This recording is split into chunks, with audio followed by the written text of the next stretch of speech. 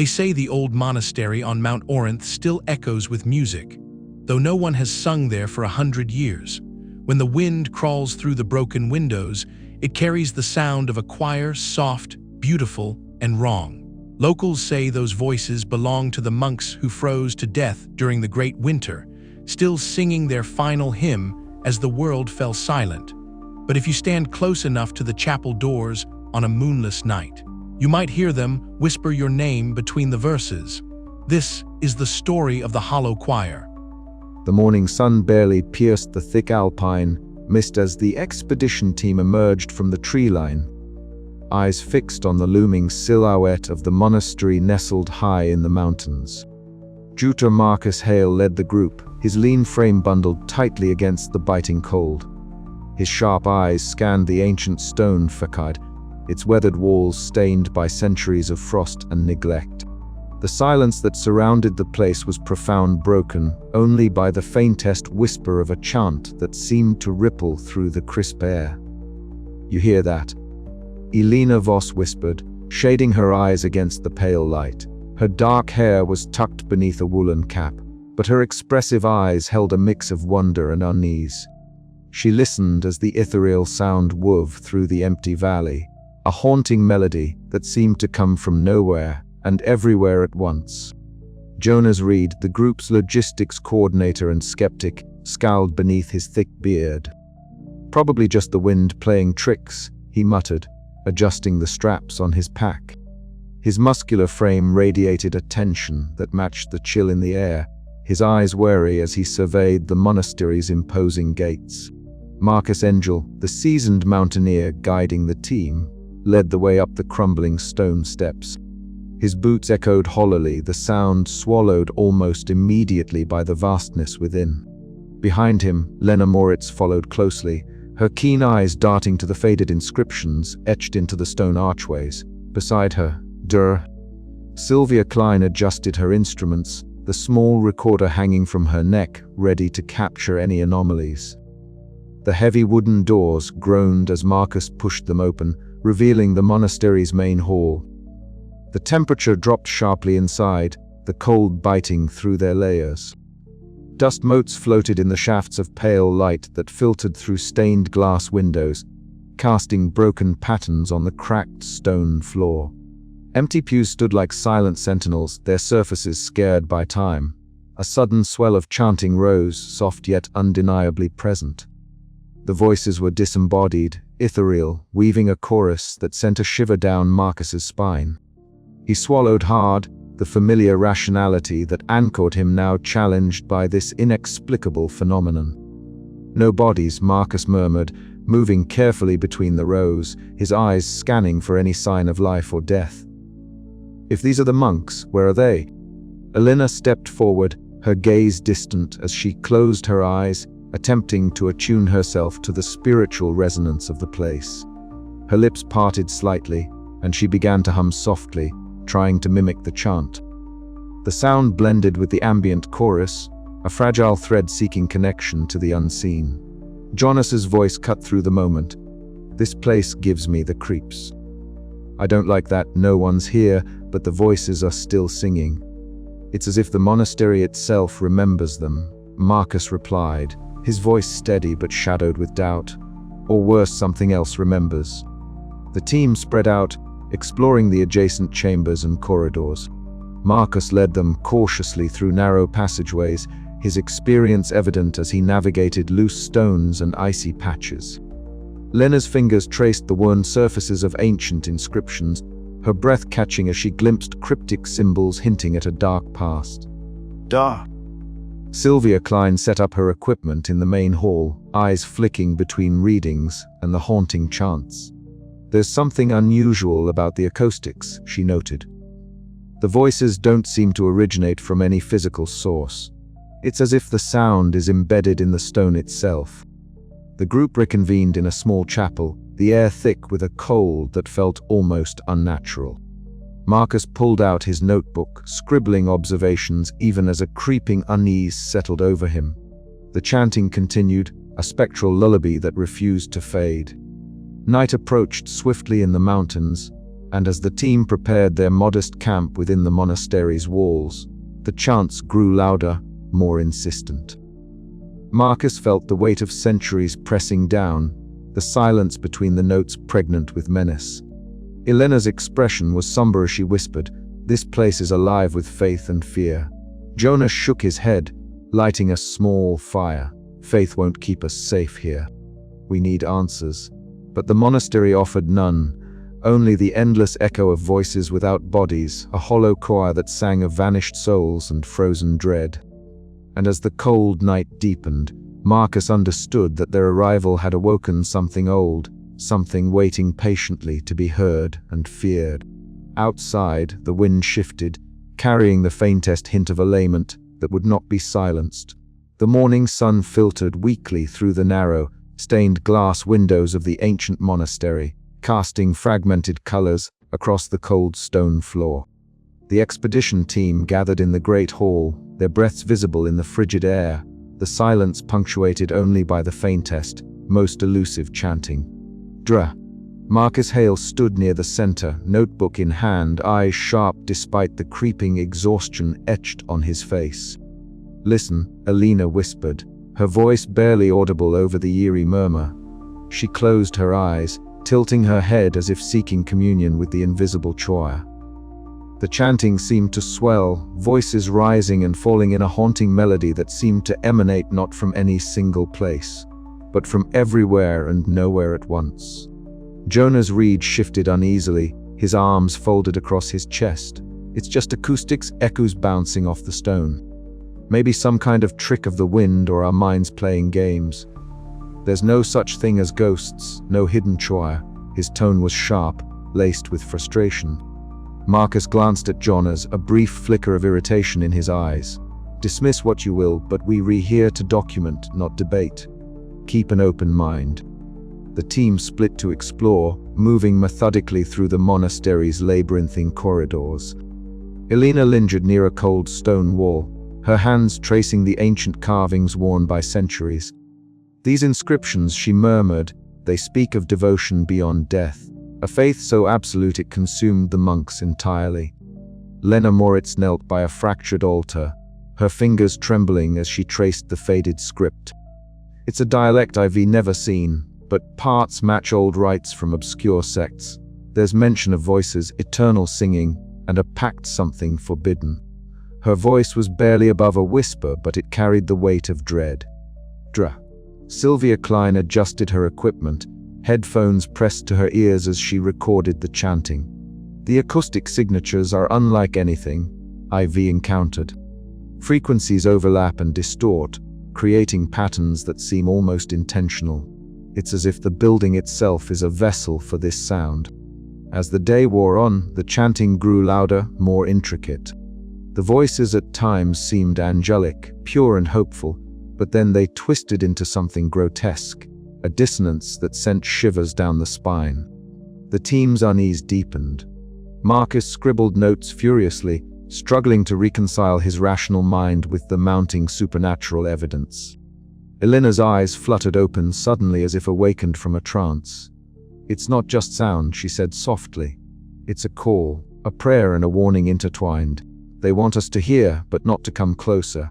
Jonas scoffed, "Or it's a trap. I say we keep our guard up, not start chanting along." Despite the growing tension, the team pressed on, exploring deeper chambers where relics hinted at the monastery's sinister past. A tarnished chalice inscribed with the same cryptic symbols, fragments of manuscripts soaked in age and despair, and faded frescoes depicting monks locked in eternal song. The chanting seemed to follow them, echoing through every corridor, a spectral presence that defied logic. At one point, Marcus paused in a corridor where the walls seemed to pulse faintly, as if breathing. He shivered, the cold not entirely from the alpine chill. "Do you feel that?" Elena whispered, clutching his arm. The voices, they re-alive. Jonas grimaced, "Alive or not, this place is messing with our heads." As daylight waned, the team gathered once more in the great hall. The chanting had reached a crescendo, swirling around them in a vortex of sound, beautiful yet terrifying. Elena began to hum softly, trying to mimic the melody, her eyes distant and luminous. Marcus watched her, torn between admiration and fear.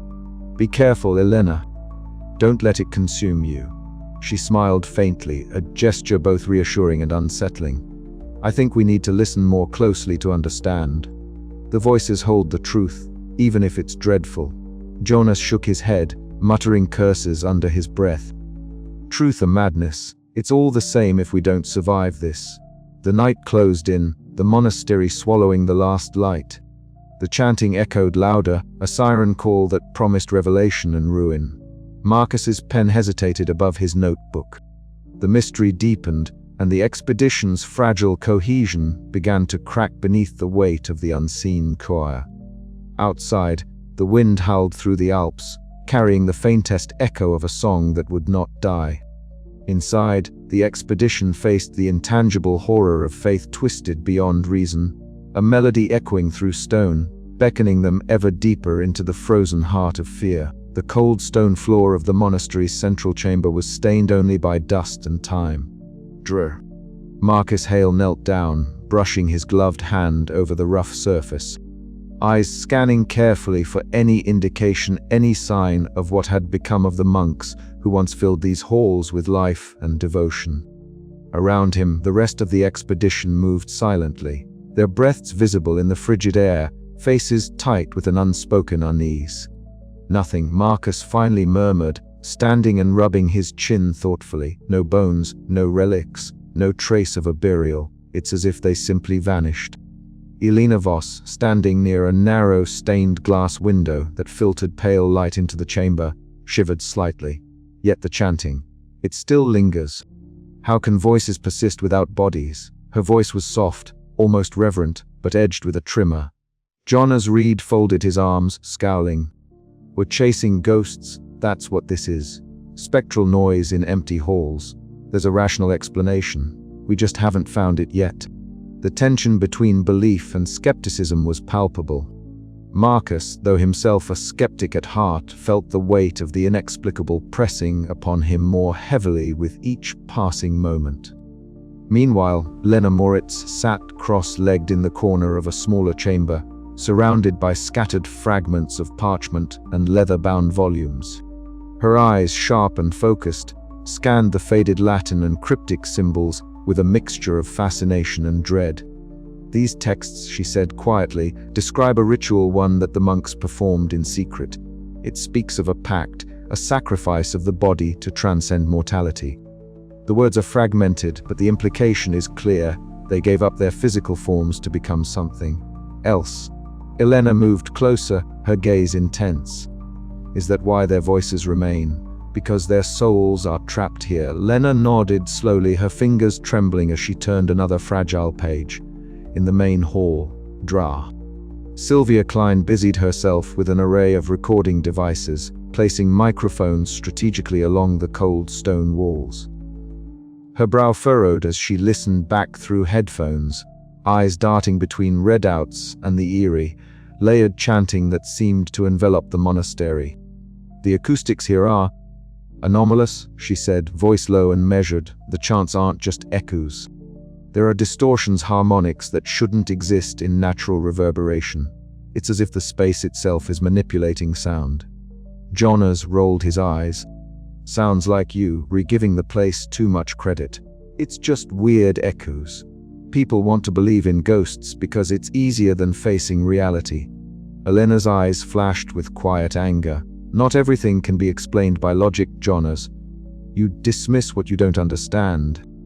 Marcus stepped between them, raising a hand to quell the rising argument. "Enough, we need to focus. This place is affecting us all in different ways. We can't afford fractures now." As night fell, the chanting grew louder, weaving through the stone corridors like a living thing. Shadows danced in the flickering lantern light, and the oppressive silence between the echoes felt suffocating. Marcus sat alone in his journal, meticulously recording every detail, every unease, hoping to tether his unraveling thoughts to something concrete. Outside, the wind howled through the alpine peaks, but inside the monastery, a colder, deeper chill settled one that seeped into bones and minds alike. The vanishing monks had left behind only their voices and a mystery that threatened to consume those who dared to seek the truth. As Marcus closed his notebook for the night, a faint whisper seemed to brush his ear, not spoken, but sung a fragment of a chant that promised both salvation and doom.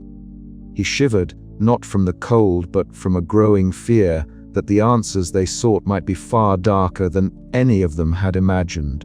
The frozen wind outside the monastery whispered against the thick stone walls, carrying with it the faintest trace of the chants that had haunted the explorers since their arrival.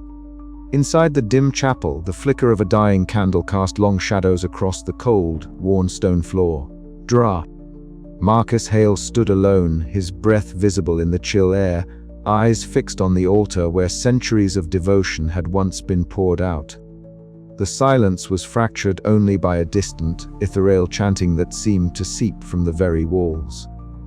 Marcus's fingers tightened around the leather strap of his satchel, the weight of his notes and recordings feeling suddenly insignificant against the oppressive stillness.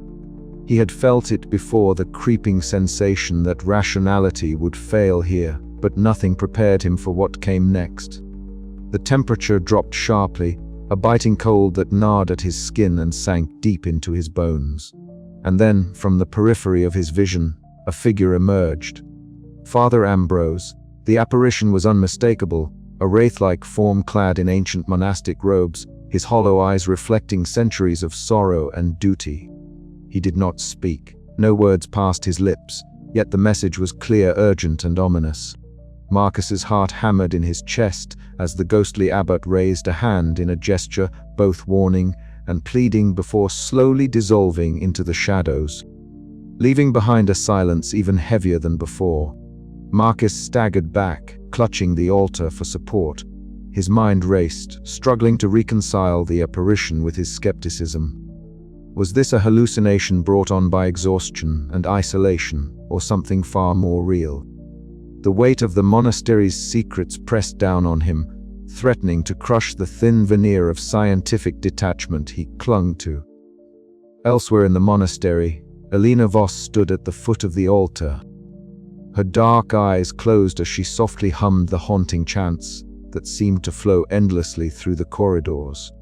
The music stirred something deep within her, a spiritual resonance that both comforted and terrified. She had always been the quiet heart of the expedition, her empathy and intuition balancing Marcus's analytical mind and Jonas's blunt pragmatism. Yet now, even she felt the growing shadow cast by the Choa's spectral presence. Elena's voice wavered as she matched the melodic echoes, trying to reach out to understand. Her past losses intertwined with the monastery's mournful song, weaving a tapestry of grief and hope that left her trembling. She opened her eyes to find Marcus nearby, his face pale and drawn, haunted by the encounter he had just endured. "Did you see it?" she whispered, her voice barely audible over the faint chant. Marcus nodded slowly, swallowing hard. "Father Ambrose, he warned me." Before Elena could respond, the heavy footsteps of Jonas Reed aired down the stone corridor, breaking the fragile moment. Jonas's scowl deepened as he approached, arms crossed, eyes sharp and unyielding. "Warning," Jonas scoffed, voice low but edged with contempt. "More like stress-induced hallucinations. We were all on edge, Marcus. This place plays tricks on the mind." Marcus met his gaze, the tension between them palpable. "And yet you refuse to consider anything beyond your skepticism. There's something here, Jonas, something real. What ghosts? Spirits?" Jonas shook his head, frustration mounting. "We need to stay grounded, not chase shadows." The argument simmered, a clash of belief and doubt rippling through the team. The chants swelled faintly, a spectral chorus threading its way through the stone, binding the explorers in a web of unease. That night, in the sparse safety of their makeshift camp within the monastery's cloister, the team gathered, voices hushed but charged with tension. Marcus detailed his encounter, Elena spoke of her spiritual connection, and Jonas warned against surrendering to superstition. The air was thick with fear and uncertainty, the invisible presence of Father Ambrose lingering like a shadow at the edges of their consciousness. As sleep eluded them, the echoing chants wove through their dreams and waking hours alike, a chilling reminder that in this place, the line between reality and the supernatural was perilously thin. The warning had been delivered not in words, but in silence heavy with meaning, and the expedition stood at a crossroads. To ignore it would be to invite doom. To heed it might mean unraveling secrets better left buried.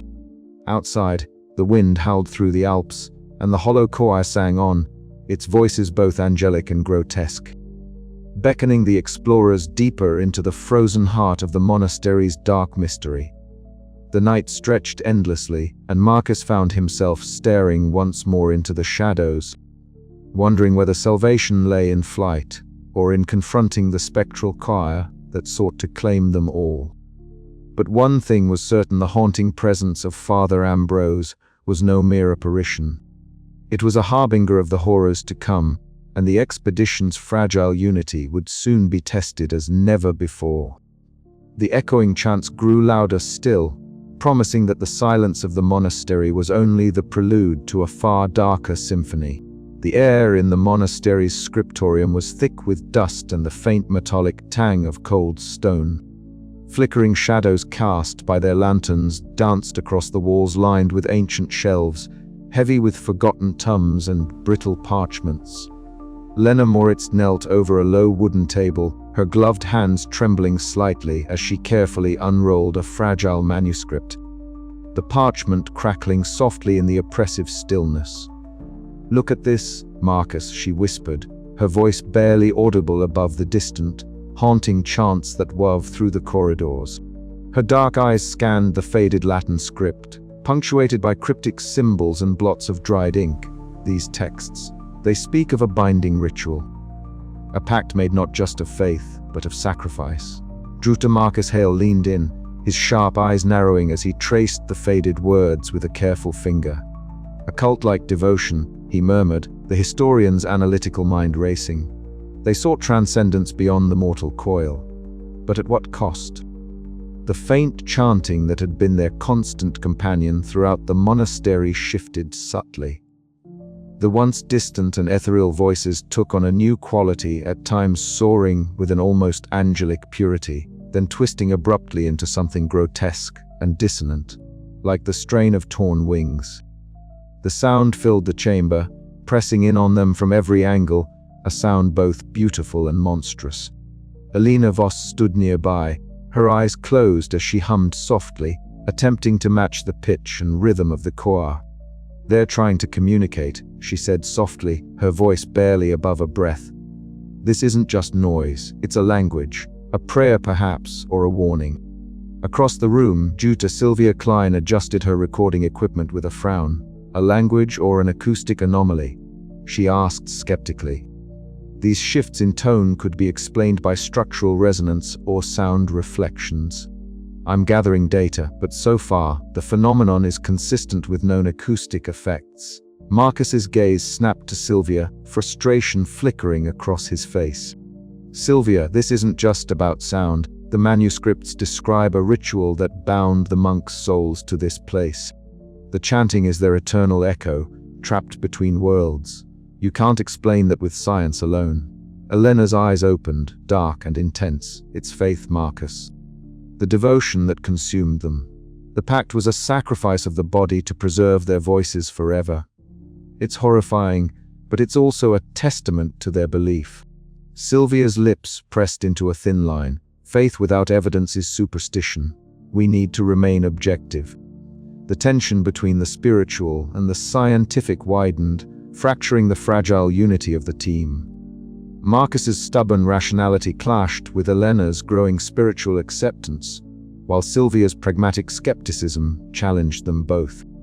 Lena returned her attention to the manuscripts. "There's more," she said softly.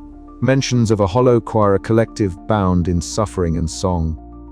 The monks believed their voices would outlast their flesh, but the texts hint at torment rather than salvation." A shiver ran through the room, the cold seeping deeper into their bones as the chants rose in an eerie crescendo. The voices seemed to swirl around them, a living presence that was at once alluring and repulsive. Marcus closed his notebook with a snap. We were standing on the edge of something terrible. The manuscripts confirm it. These monks were consumed by their own devotion, trapped in a limbo that defies death. And now, we were caught in the same place. Elena reached out, her hand brushing a faded symbol on the manuscript. Perhaps understanding this is the first step to freeing them, or ourselves. But as the choir's voices twisted again, oscillating between the sacred and the profane, the team could only wonder if some mysteries were better left buried in the cold silence of the mountains. The monastery seemed to hold its breath, the stone walls absorbing their fear as the chants echoed on both a hymn and a curse. "We need to keep moving," Marcus said, voice low but resolute. "The manuscripts have given us answers, but also more questions, and the choir is watching." Outside the scriptorium, the cold wind howled, carrying the hollow choir's unending song into the frozen night. As they prepared to leave, none of them noticed the faintest flicker of a shadow at the edge of the chamber, a robed figure with hollow eyes, watching silently, waiting. The monastery lay under a heavy veil of silence, broken only by the distant, haunting echo of chants that seemed to seep from the very stones themselves. Inside the cold, stone walls, the air was thin and brittle, as if the atmosphere had been steeped in frost and forgotten warm. Dra. Marcus Hale sat awake in the cramped quarters they had set up in one of the monastery's ancient chambers. His journal lay open on his lap, but his pen had frozen mid-sentence. Outside, the wind clawed at the window panes, its mournful howl mingling with the faint, disembodied singing that plagued the halls.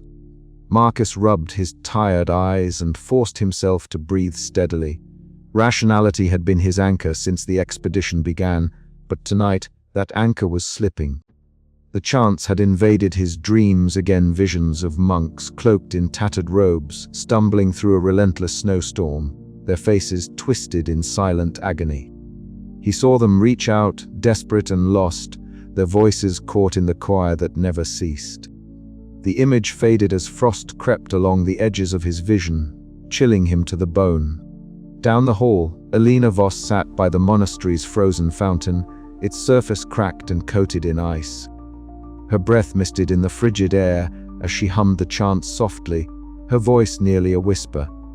Around her, the frost seemed to stir, coalescing into intangible shapes that shimmered faintly in the dim light. The spirits of the lost monks, or perhaps the very essence of the choir, seemed to swirl around her, whispering secrets of faith corrupted and souls ensnared. Elena's eyes glistened with a mixture of sorrow and understanding. She had lost a sibling to similar shadows, and now the echoes of that pain entwined with the monastery's dark history. Meanwhile, John, as Reed paced the narrow stone corridor, his footsteps muffled against the cold floor. His jaw was clenched tight, muscles taut beneath his worn jacket. Skepticism had always been his shield, but even he could not escape the creeping dread that now gnawed at the edges of his mind. Suddenly, the chanting swelled into a deafening crescendo, and a vision slammed into him with brutal force. He saw a monk tearing at his own face, fingers clawing desperately as the choir's voices twisted between ecstasy and agony. Jonah staggered, gasping for air, the image seared into his mind's eye. His usual sarcasm faltered, replaced by a raw, unspoken terror. In the chapel's shadowed corner, the ghostly figure of Father Ambrose appeared without warning. His wraith-like form shimmered, a robed silhouette with hollow eyes that seemed to pierce through the darkness. He watched silently as the team struggled, a tragic sentinel caught between salvation and damnation. His presence was a chilling reminder of the monastery's cursed past and the terrible pact that bound the monks' souls to the endless choir. The night stretched on, each member of the expedition wrestling with their own growing fears. Marcus battled to keep his journal entries coherent, trying to document the phenomena as if that alone could stave off madness. Elena found herself drawn deeper into the spiritual currents that pulsed beneath the monastery's stones, her connection to the choir both a comfort and a curse. Jonas's cynicism cracked under the relentless assault on his senses, and tension simmered beneath every interaction. As dawn's pale light crept weakly through the frost-crusted windows, the team gathered for a somber debrief. The visions had left their marks, haunted eyes, trembling hands, and a silent acknowledgement that the monastery's grip was tightening. Frozen fear had begun to seep into their bones, chilling them beyond the physical cold.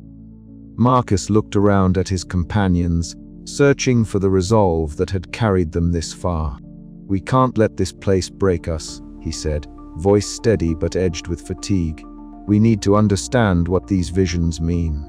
They're recluse fragments of the monk's story. If we piece them together, maybe we can find a way out." Elena nodded slowly. "The choir isn't just sound. It's a presence, a force that binds the souls here.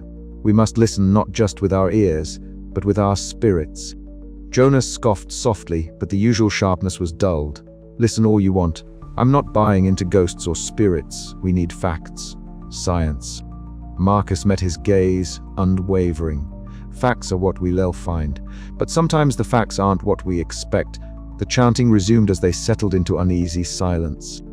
The visions had opened a door into the monastery's tortured past, and none could say what horrors awaited beyond. The frozen fear was no longer just a sensation, it was a living thing, creeping closer with every echoing note, ready to consume them all. And somewhere deep within the monastery's heart, the hollow choir sang on, eternal and unyielding, a frozen liturgy of faith, madness, and despair. The night was far from over, and the true descent was only beginning. The monastery's cold stone corridors seemed to hum with a life of their own as the expedition pressed deeper into the frozen silence, now shattered endlessly by the choir's haunting chant. Juta Marcus Hale sat hunched over a rickety wooden table, his pen scratching fervently against brittle paper as he tried to capture the impossible. The voices, disembodied yet omnipresent, wrapped around the ancient chapel like a spectral fog, seeping into every crevice and hollow. Each note echoed with a clarity that defied natural acoustics, spiraling through the vaulted ceilings and down the worn flagstone floors. Marcus's keen eyes flicked up from his notes, sharp and searching, trying to reconcile the rational with the impossible. "It's like the walls themselves are singing," he muttered under his breath, voice barely audible over the ethereal chorus. His fingers tightened around the pen, the familiar tools of his trade no longer enough to grasp the phenomenon unfolding around him. Rational explanations frayed at the edges as the choir's tendrils of sound invaded his thoughts, teasing at the limits of his skepticism. Not far away, Elena Voss stood by a fractured stained glass window, the pale light filtering through casting fractured colors across her face. Her eyes were closed, lips parting in a soft hum that quietly matched the choir's cadence. There was a strange serenity etched into her features, a fragile peace amidst the growing terror. The others watched uneasily, sensing something in her communion with the voices that they could not yet understand. Elena seemed to draw strength from the chant, a tether to a realm beyond the physical, yet there was an undercurrent of something darker, a flicker of unease beneath her calm. Jonas Reed's restless pacing broke the fragile stillness. His scowl deepened as the oppressive chanting gnawed at his nerves, the invisible grip tightening with every passing moment. "This is madness," he snapped, voice sharp and edged with frustration. "We're chasing ghosts and shadows. We need to focus on facts, not fairy tales." Marcus looked up, meeting Jonas's glare with a wary steadiness. "And what facts do we have, Jonas? No bodies, no source of the voices, and a sound that defies physics. This is beyond superstition." Jonas's jaw clenched, but he said no more, the tension between them a palpable thread stretching taut in the cold air. Meanwhile, Sylvia Klein was engrossed in her instruments, her glasses slipping slightly down her nose as she adjusted the recording devices scattered around the chapel.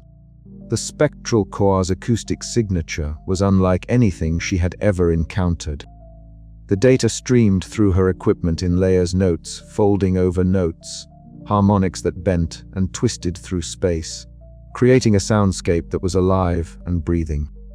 Her scientific curiosity battled with a rising dread as the patterns in the recordings defied all known principles of acoustics. "It's as if the sound itself is a living entity," Sylvia whispered to Marcus when he approached, her voice tinged with awe and alarm. "These voices, they were not just echoes. There is something else entirely." Marcus nodded slowly, the weight of her words sinking in. This Choir was no mere haunting. It was a force, ancient and unknowable, that ensnared the senses and frayed the mind. Throughout the chapel, the chanting swelled and receded like a tide, enveloping the explorers in its cold embrace. The air grew thick with a strange electricity, the line between the physical and the spectral blurring as the choir's influence seeped deeper into their souls. Elena's humming grew louder, a desperate attempt to connect, to find meaning within the endless song. Yet the others watched her with growing concern, the harmony she sought seeming to pull her further from the world they all knew. "Elena," Marcus cautioned gently one evening as the choir's voices rose to a near-deafening crescendo, "be careful. This connection, it could consume you." She opened her eyes, dark and luminous, meeting his gaze with a mixture of resolve and fear. "Sometimes," she said softly, "you have to embrace the darkness to understand the light." Her words hung heavily in the cold air as the choir's singing swelled once more, filling every corner of the ancient monastery with its haunting embrace. The expedition was no longer merely observers. They were becoming part of the choir's eternal lament, caught in the frozen grip of faith and fear. And as the night deepened, the question echoed through Marcus's mind, louder than any chant: how long before they too were lost to the choir's embrace? The monastery's cold stone walls seemed to listen, their silence pregnant with the promise of what was yet to come. The air inside the monastery had shifted. What had once been a cold, silent stone shell now pulsed with a subtle but insistent energy, as if the very walls breathed beneath the explorer's feet. "Dra." Marcus Hale stood rooted near the arched corridor, his sharp eyes scanning the shadowed end where the faint, sorrowful figure of Father Ambrose had appeared once more. This time, the apparition was different, more urgent, more sorrowful, yet still silent. The wraith-like abbot's hollow eyes seemed to pierce into Marcus's very soul, warning without words of an impending doom that no one dared name. Elena Voss hovered nearby, her dark hair falling softly over her contemplative eyes as she watched the apparition with a mixture of fear and fascination. She felt the weight of the monastery's spiritual residue pressing down on her, the echoing chants weaving through her thoughts like a spectral thread. Her fingers twitched as she hummed a hesitant, tentative note, trying to catch the tone of the choir's haunting melody. The voices seemed to respond, growing in complexity and depth, as if acknowledging her fragile connection. "Did you see that?" Marcus whispered, breaking the heavy silence. His voice was low, cautious. Jonas Reed, standing a few paces away, scoffed but couldn't hide the tension in his stance. "It's a trick of the light, hallucination, or some psychological effect. We retired, stressed, nothing more." But even as he spoke, the unease in his eyes betrayed a growing paranoia. The practical, cynical logistics coordinator, always quick-witted and sarcastic, found himself grasping at explanations that felt increasingly inadequate. The monastery's isolation gnawed at him, the oppressive silence punctuated only by the choir's disembodied voices that seemed to seep from the stones themselves. "Dra." Sylvia Klein adjusted her glasses and bent over her instruments, the small devices blinking softly with spectral readings. "There's something anomalous about the acoustic properties here," she murmured. "These relics embedded in the walls, they are not just ornamental. They're re-amplifying and distorting sound waves in ways I've never seen." Lena Moritz, poring over ancient manuscripts, glanced up. "The inscriptions suggest these artifacts were consecrated during the original pact the monks made," she said quietly. "They might be channeling the voices, binding them to this place." Marcus nodded slowly, his rational mind racing to piece together the fragments. If the relics are the source, or at least a conduit for the Koa's power, then they are more than just symbols. They're reactive agents in this supernatural phenomenon. As the group moved deeper into the monastery's shadowed halls, the atmosphere thickened. The carved relics shimmered faintly, their surfaces warping subtly as if reality itself bent around them. The cold intensified, biting through layers of clothing and seeping into bones like a living frost. The Choa's chanting rose in volume and complexity, layering angelic harmonies with grotesque overtones that sent shivers down spines. Jonas's demeanor shifted palpably. The scowl etched permanently on his face deepened into something resembling fear. He paced nervously near the chapel's threshold, his voice sharp and brittle as he argued with Marcus and Elena. "We can't just accept this supernatural nonsense," he snapped. "We need facts, evidence. This place is messing with our heads, that's all. If we don't keep control, we'll lose everything." Elena's calm voice cut through the tension. "Sometimes control is an illusion, Jonas. Faith isn't always about facts, it's about connection, spiritual, emotional. The choir sings because it remembers, because it suffers. And that's exactly why we need to be careful," Marcus added, trying to mediate. "If the choir's voices are trapped souls, bound by some dark pact, then the relics might be the key to their imprisonment and possibly to our escape." But the words felt hollow as the chanting swelled, echoing in waves that pressed against their minds. The monastery seemed alive, its architecture pulsating with a malevolent rhythm that warped perception. Shadows flickered and stretched unnaturally at the edges of vision, and the cold was no longer just temperature, it was a presence. Marcus's journal entries grew frantic in the hours that followed. Hallucinations teased the edges of reality, paranoia seeped into conversations, and the team's unity frayed. Elena's attempts at spiritual connection brought moments of clarity, but also left her vulnerable to the choir's seductive call. Jonas's skepticism cracked, his usual pragmatism replaced by restless anxiety. At one point, Father Ambrose's apparition appeared again, this time standing motionless at the foot of the grand staircase. His hollow eyes seemed to plead silently, an unspoken message of warning and regret. Marcus approached cautiously, feeling the weight of the abbot's tragic duty. "What are you trying to tell us?" he whispered. The ghostly figure's form flickered, and the chanting surged, drowning out all other sound. Marcus felt his own heartbeat quicken, a frozen fear gripping his chest as the choir's layers of sound twisted into a cacophony of beauty and horror. The monastery was no longer merely a place. It was a prison, a trap, a living choir of shadows and echoes.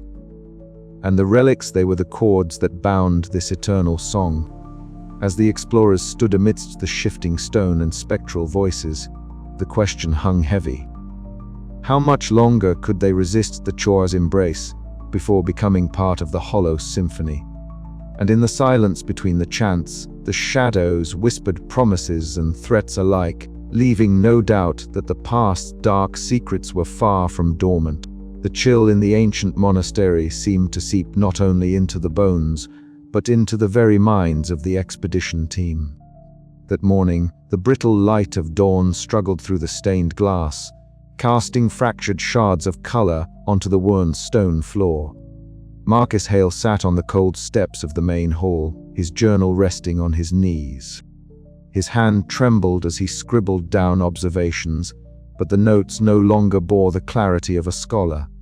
They echoed the creeping madness clawing at his reason.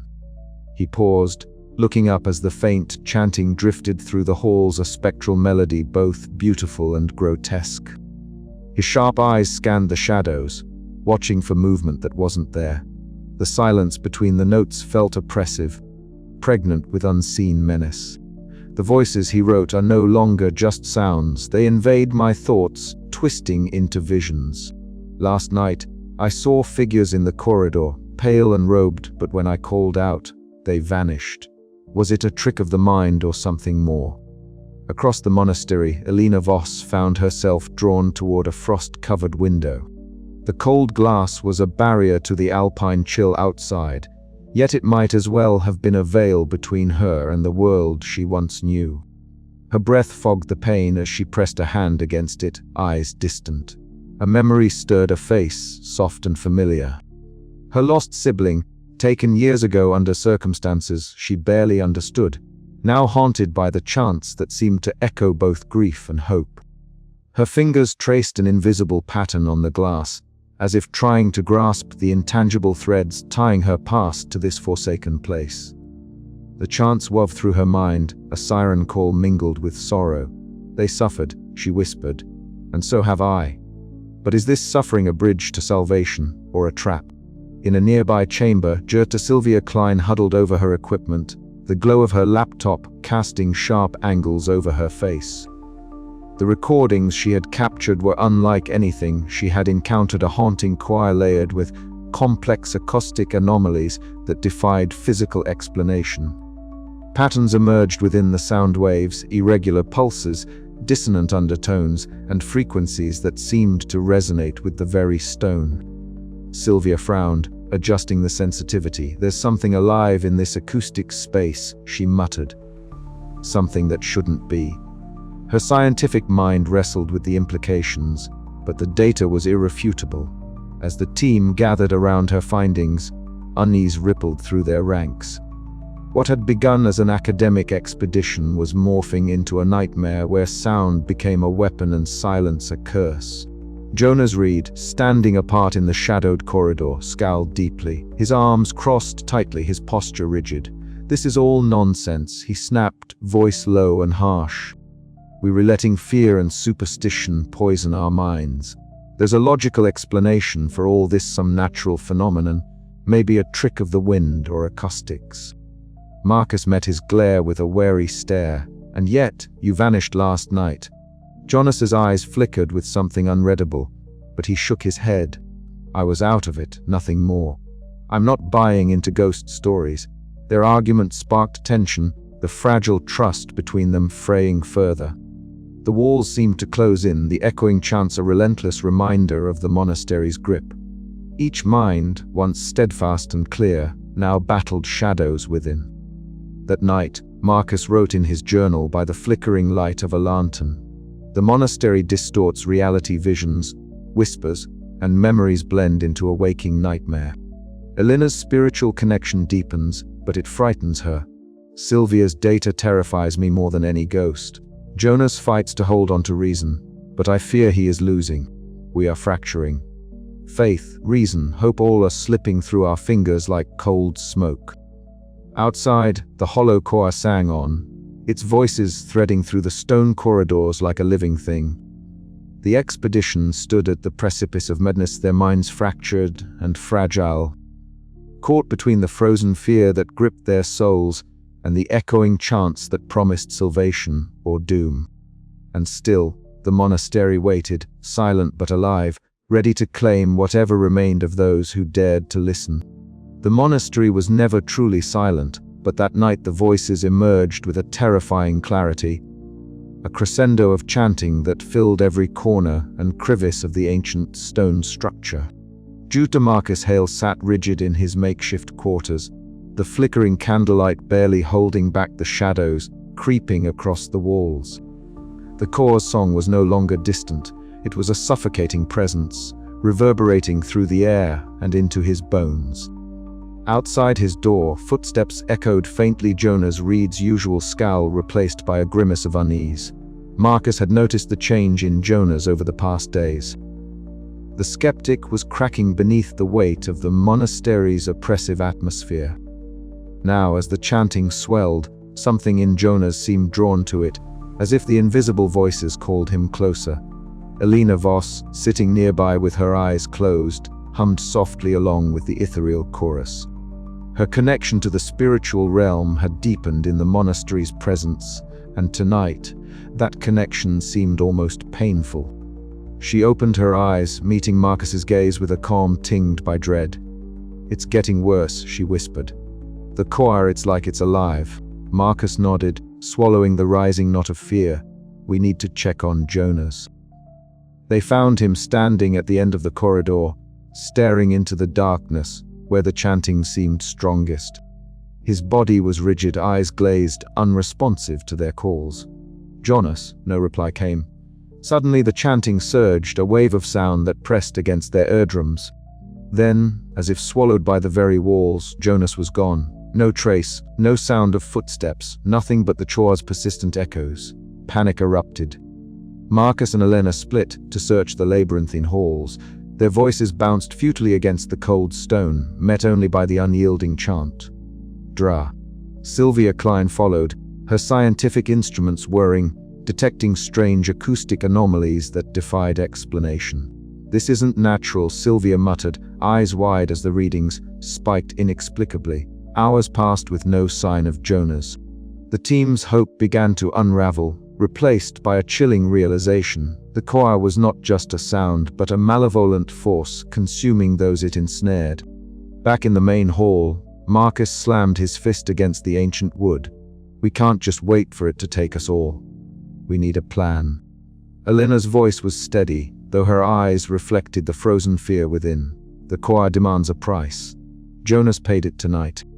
We have to understand what binds these voices before it's too late." As silence finally descended, it was heavier than any sound. The absence of Jonas's voice was a void that screamed louder than the choir itself.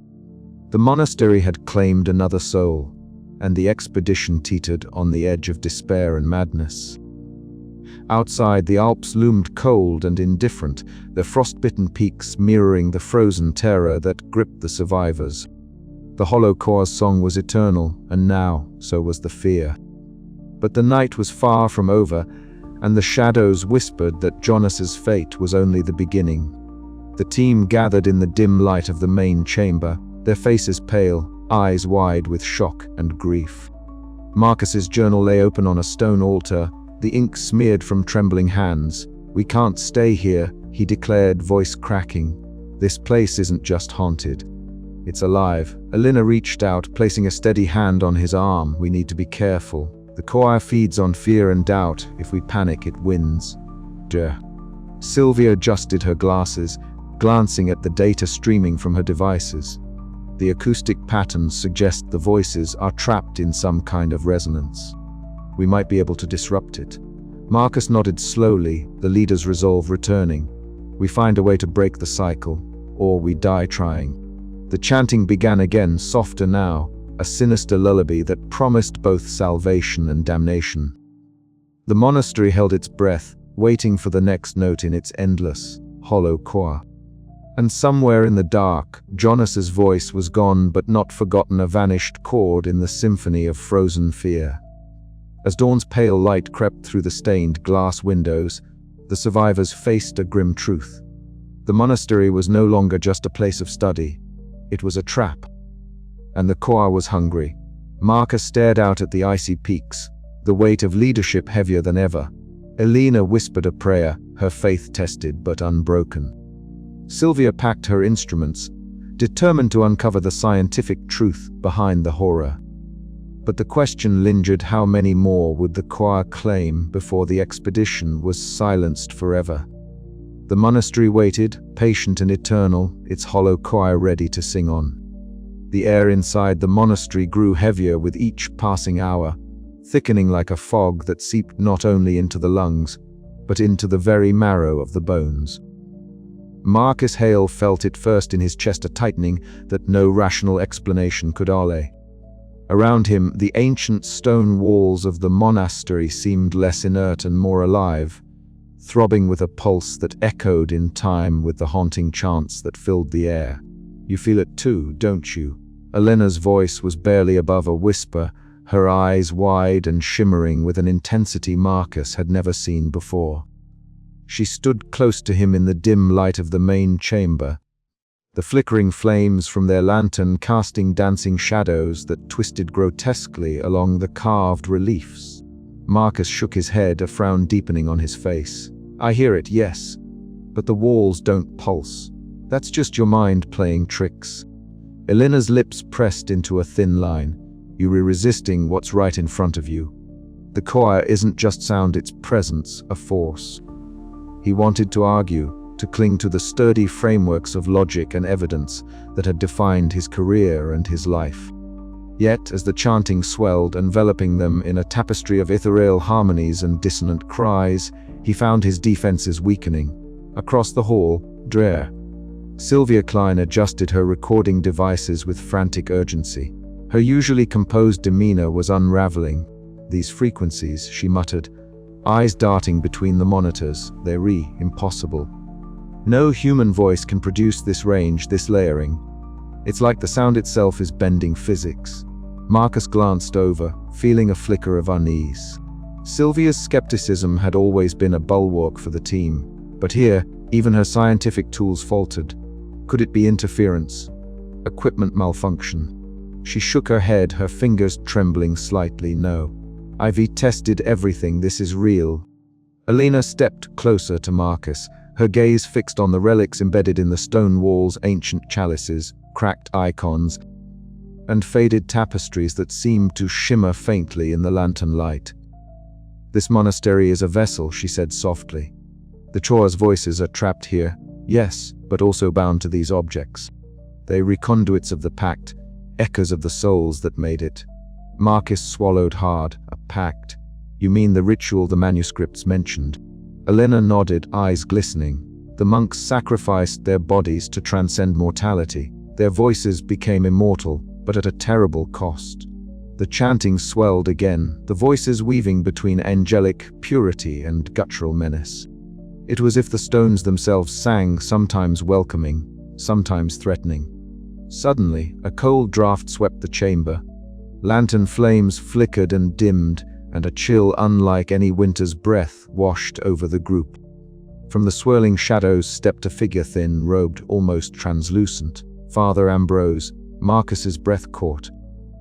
The abbot's ghostly apparition held his hollow eyes locked on Marcus's, communicating without words a desperate warning. The Choa's embrace was nearing completion. Alina stepped forward, her voice trembling but resolute. "We have to decide what this means. To accept the Choa's reality is to accept the danger it brings."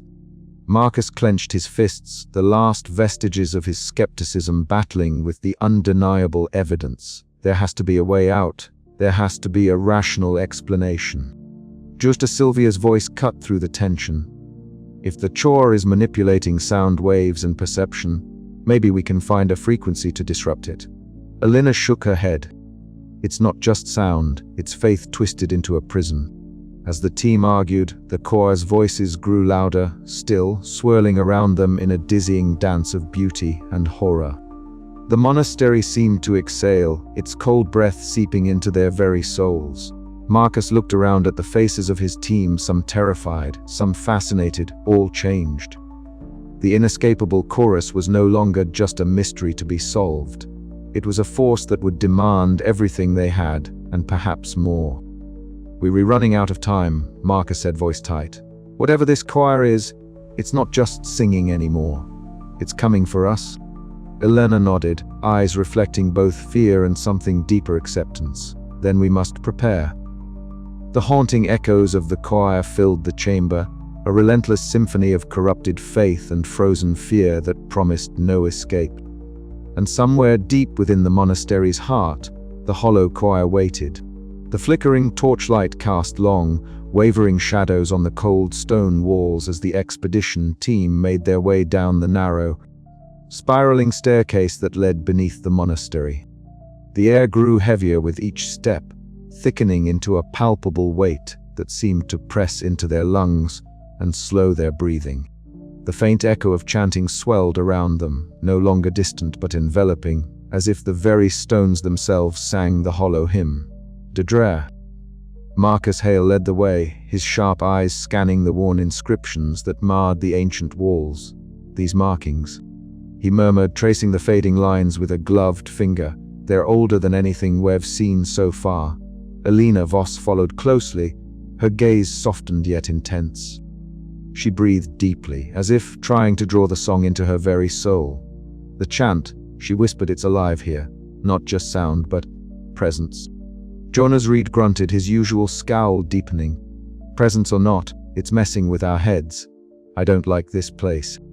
Lena Moritz bent over a crumbling manuscript, her fingers trembling slightly as she deciphered the archaic script. "It speaks of a ritual," she said, voice quivering with both excitement and dread. "A binding, a sacrifice." The monks surrendered their bodies to transcendence, but it was a pact with something dark.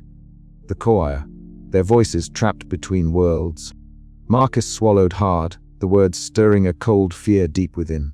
"So they are still here," he said quietly. "Not in flesh, but in song. Prisoners of their own faith." The group entered a vast chamber carved from the living rock.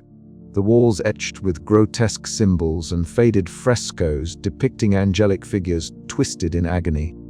A stone altar stood at the center, stained dark with the passage of centuries.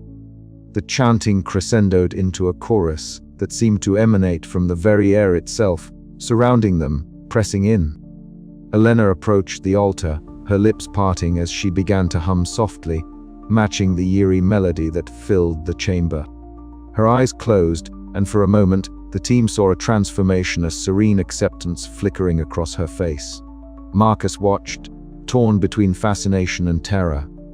"Elena, be careful," he cautioned, voice low. "This place, it's not just memories, it's a trap." Jonas shuffled uneasily, clutching his recording device. "I don't believe in curses," he said, though the tremor in his voice betrayed him. "But this is something else." Suddenly, a cold gust swept through the chamber. From the shadows near the entrance, a figure emerged, Father Ambrose. His wraith-like form glided silently forward, hollow eyes locking with Marcus's. The apparition raised a hand in a slow, deliberate motion, a gesture that spoke of warning and despair. No words escaped the ghostly lips, but the message was clear: the pact's price was eternal, and the choir's reach was inexorable. The team recoiled, the oppressive weight of the chamber pressing down on their minds and spirits. Marcus's journal lay open in his hands, but the pen trembled as he struggled to record the truth of what they had uncovered. Faith, he realized bitterly, had become their prison. As the chanting swelled once more, the line between devotion and madness blurred irrevocably. The explorers stood at the precipice, caught between the echoes of damned souls and the fragile hope of escape. The dark pact that had ensnared the monks now threatened to consume them all. A distant howl echoed through the monastery's ancient halls, a reminder that the hollow choir waited patiently, eternally singing its frozen lament. And deep below, where the shadows breathed and whispered, the choir's song grew louder still. The explorers had taken a step too far into the depths of devotion, and the price was only beginning to reveal itself. The monastery's cold was no longer merely a biting chill carried by alpine winds. It was a living, breathing entity that crept beneath the explorers' layers and settled deep within their bones. As the team stepped further into the great hall, its vaulted ceiling lost in shadow, and frost, a palpable shift, gripped the air. Their breaths emerged in crystalline clouds, delicate and fleeting, yet the frost that laced the ancient stone walls seemed eternal, untouched by time's usual thaw. Dra. Marcus Hale tightened his coat collar, his sharp eyes scanning the dim expanse. "It's beyond any normal cold," he muttered, his voice betraying a flicker of unease. His usual confidence felt brittle here, shattered by the hostile atmosphere and the relentless chanting that echoed from unseen corners. That chanting, elusive, disembodied, wove through the frigid air like spectral threads, sometimes soaring in angelic harmony, other times descending into grotesque contortions of sound that gnawed at the edges of sanity. Elena Voss stood silently near the frost-encrusted altar, her dark hair catching the faint, spectral light. Her eyes were closed, lips parted as she softly hummed to the choir's ethereal cadence. The faint vibration of her voice seemed to tether her to the intangible melodies, drawing her into a communion that was as terrifying as it was beautiful. Marcus watched her, torn between his ingrained skepticism and a reluctant fascination he could not name. "Elena," he called gently, stepping closer. "You feel it too, don't you?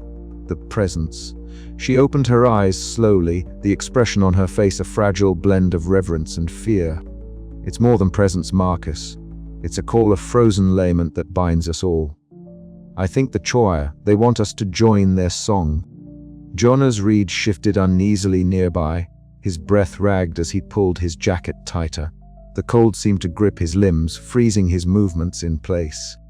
Enough of this spiritual nonsense, he snapped, his voice rough. We were scientists and explorers, not ghost hunters. This place is playing tricks on your mind. But even as he spoke, the choir's voices twisted into cruel laughter, echoing mockingly through the vast hall. Jonas's scowl deepened, but the paralysis in his limbs betrayed the terror clawing beneath his cynicism.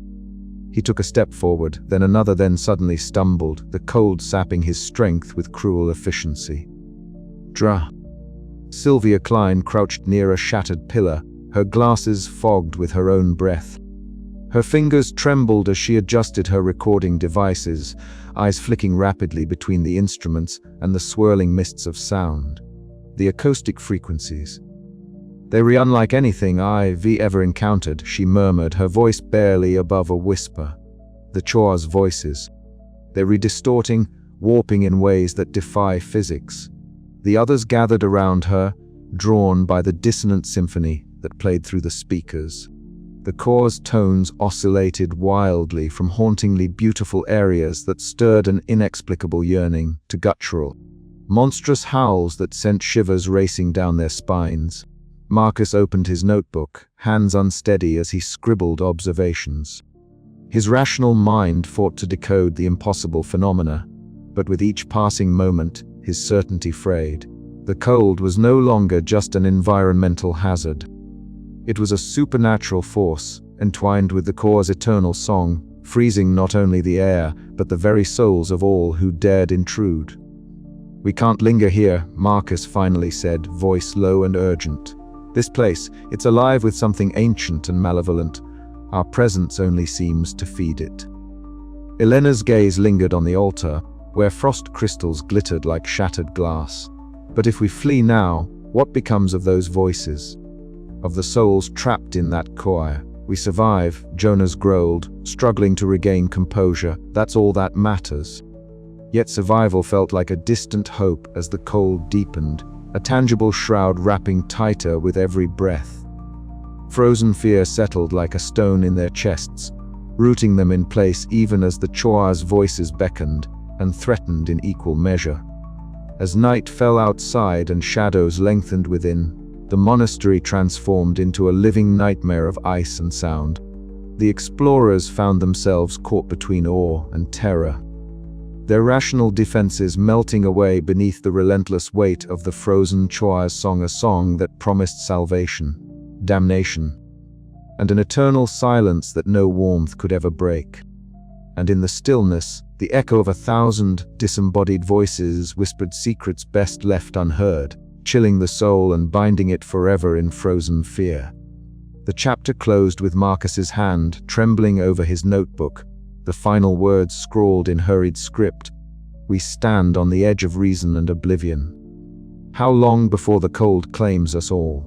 Outside, the wind howled through the Alpine Pass, a mournful accompaniment to the hollow choir's endless, frozen lament. The air in the chapel grew denser, as if the very atmosphere conspired to suffocate hope. Dra. Marcus Hale stood rigidly near the altar, his breath visible in the cold that seeped through the stone like a living thing. The chanting swelled an impossible, ethereal symphony that filled every corner, every crevice, reverberating through the frozen silence. It was no longer simply a sound, but a presence, pressing in on the explorers with tangible weight. Elena Voss stood beside him, her dark eyes reflecting the flickering candlelight that barely pierced the creeping gloom. Her lips moved softly in tune with the ghostly chant, a desperate attempt to forge a connection with the invisible choir that consumed the monastery's soul. The melody was both beautiful and grotesque, a paradox that gnawed at the edges of reason and sanity alike. Suddenly, a cold draft swept through the chapel, extinguishing the candles in a sigh of darkness. Marcus's heart hammered as he sensed movement behind him. Turning sharply, he glimpsed a figure materializing out of the shadows. Father Ambrose.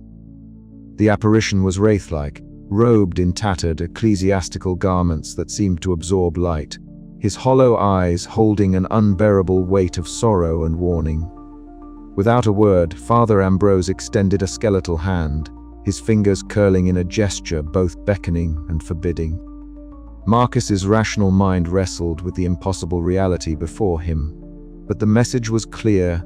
The choir demanded them. It sought to claim their voices, their souls, to bind them forever in its hollow embrace. Elena's humming faltered, replaced by a whisper of fear that rippled through the group. "Duh." Sylvia Klein, nearby with her recording equipment, stared wide-eyed as the distorted voices warped the air around them. Her fingers trembled over the dials, attempting to capture the impossible sounds, but even science faltered here. The choir was no mere acoustic phenomenon, it was a living nightmare woven into the monastery's very bones. The temperature plummeted further, the cold biting deeper than any natural frost. Marcus clenched his jaw, the stubbornness that had carried him this far now a fragile shield against the encroaching madness. Elena's gaze met his, a silent plea passing between them, to resist, to survive, to escape the choir's clawing grasp. But the choir's song was relentless. It seeped into their thoughts, a siren's call promising transcendence or oblivion. Father Ambrose's apparition faded slowly, leaving behind a haunting silence that pressed upon their souls heavier than any sound. Trapped between spectral demand and mortal fear, the explorers faced the ultimate choice. To join the hollow choir was to lose oneself in eternal limbo, a fate worse than death. Yet to flee meant confronting the unknown horrors waiting beyond the monastery's cold walls. As the first light of dawn threatened the horizon, Marcus's voice broke the silence. "We cannot let this place claim us," he said, determination hardening his tone. "We find a way out before the choir's demand becomes our fate." Elena nodded, her eyes shining with a mixture of hope and terror. Around them, the echoes of the choir whispered still, a frozen fear that would not be silenced. The monastery held its breath, waiting. And the hollow choir continued to sing. The chill in the air had grown sharper, biting deeper into the bones of the remaining expedition members. In the crumbling chapel, where fractured beams allowed shards of pale light to scatter like broken promises across the stone floor, Marcus Hale sat hunched over his worn leather journal. His fingers trembled as they traced the inked lines of his previous entries, each one a step further into the abyss that the monastery had become. Around him, the faint, disembodied chanting echoed endlessly, weaving itself into the very fabric of the cold stone. A ceaseless hymn that pressed against his mind like an invisible vice. He closed his eyes, trying to summon the rationality that had always defined him, a historian's discipline, a seeker of truths grounded in facts and evidence. But here, within these forsaken walls, facts twisted into shadows and evidence dissolved into whispers. The voices that drifted through the corridors were no longer mere sounds. They were a presence, a living entity that clawed at the edges of sanity. Marcus's breath hitched as a sudden wave of panic surged through him, cold and relentless, and for a moment, the sturdy veneer of his skepticism cracked. "Marcus." Elena's voice was soft, tentative, yet threaded with urgency. She knelt at the chapel's altar, fingers brushing the shattered remains of a once majestic statue. Her eyes, dark pools reflecting the dim light, shimmered with unshed tears. "You must hold on. We have to hold on." He looked up, meeting her gaze, searching for the calm she seemed to embody despite the growing dread that clung to them all. Elena hummed the haunting chant, a fragile tether to something beyond the cold stone and frozen fear. Her voice, barely audible, wove through the silence, an attempt to reach the spiritual core that the monastery's darkness sought to suffocate. "Hope," she whispered, "is all we have left." But even as she spoke, the walls seemed to pulse with a malevolent rhythm, the chanting rising and falling like a tide that threatened to drown their very souls. Nearby, Sylvia Klein was a stark contrast to their emotional turmoil. Surrounded by her instruments, the scientist's brow furrowed in concentration as she monitored the equipment, that recorded the monastery's acoustic phenomena. Yet the numbers and waveforms on her screens defied conventional explanation frequencies that bent and looped impossibly, sound waves that seemed to fold back upon themselves, creating an auditory labyrinth with no exit. "This can't be real," Sylvia muttered, voice tight with frustration. "These readings, they shouldn't exist, not in any known physical environment." Her scientific skepticism, once a pillar of certainty, now wavered under the weight of the inexplicable. The instruments that were meant to anchor her in reason only deepened the enigma, blurring the boundaries between the natural and the supernatural. Suddenly, the faint flicker of ethereal light caught their attention. In the shadowed corridor beyond the chapel, the ghostly figure of Father Ambrose materialized, his wraith-like form robed in tattered vestments, hollow eyes seeming to bore into their souls. He neither spoke nor moved, but his presence was a profound statement, a silent testament to the tragic duty that bound him to this forsaken place. Marcus swallowed hard, feeling the weight of the apparition's gaze. It was a moment heavy with unspoken warnings, a reminder of the thin line they walk between salvation and eternal damnation. The apparition's sorrowful eyes seemed to plead with them, urging understanding yet offering no easy answers. The team's fractures widened. Marcus's journal entries became erratic, filled with frantic observations and growing despair. Elena's spiritual fortitude was tested daily, her quiet strength contending with the monastery's oppressive aura. Sylvia's scientific detachment frayed as the acoustic anomalies deepened, twisting the very air into a tangible threat. "We were losing ourselves," Marcus confessed one evening, voice hoarse, eyes haunted. "This place, it's not just the cold or the isolation, it's the choir, it's everything we don't understand." Elena reached out, placing a steady hand on his arm. "We must remember why we came here, to uncover, to understand, to survive. Our faith, whether in reason or spirit, is what will guide us through this darkness." But even as they clung to their beliefs, the monastery seemed to respond, its walls whispering secrets in the endless chant, drawing them further into the frozen abyss. Madness was no longer a distant threat, it was an imminent, creeping presence, stalking every shadow, echoing in every silence. The descent into madness was underway, and the fragile bonds of the expedition were the only barriers left against the choir's insidious embrace. The air grew heavier as the expedition team descended the narrow stone staircase. Their footsteps muffled beneath the weight of silence that seemed to press against every surface. Flickering beams from their headlamps cut through the damp darkness, revealing ancient frescoes that clung to the walls like spectral memories.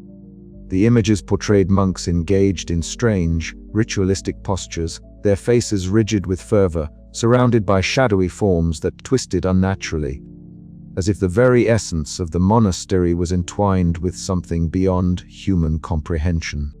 Duke Marcus Hale led the way, his breath visible in the cold air. His usual stoic demeanor was shadowed by a deepening unease.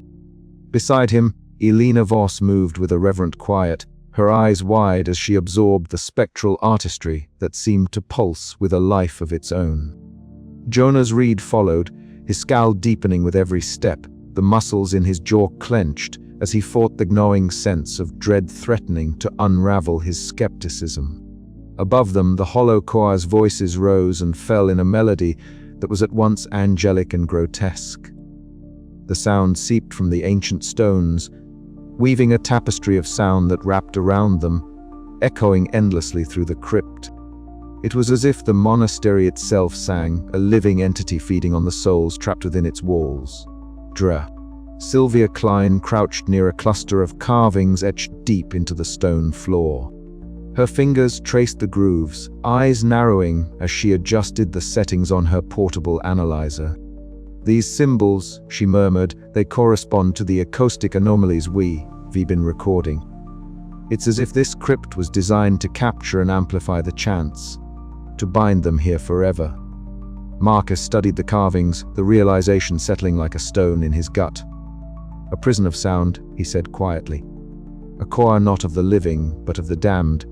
Suddenly, a chill swept through the chamber, and a spectral figure materialized in the corner.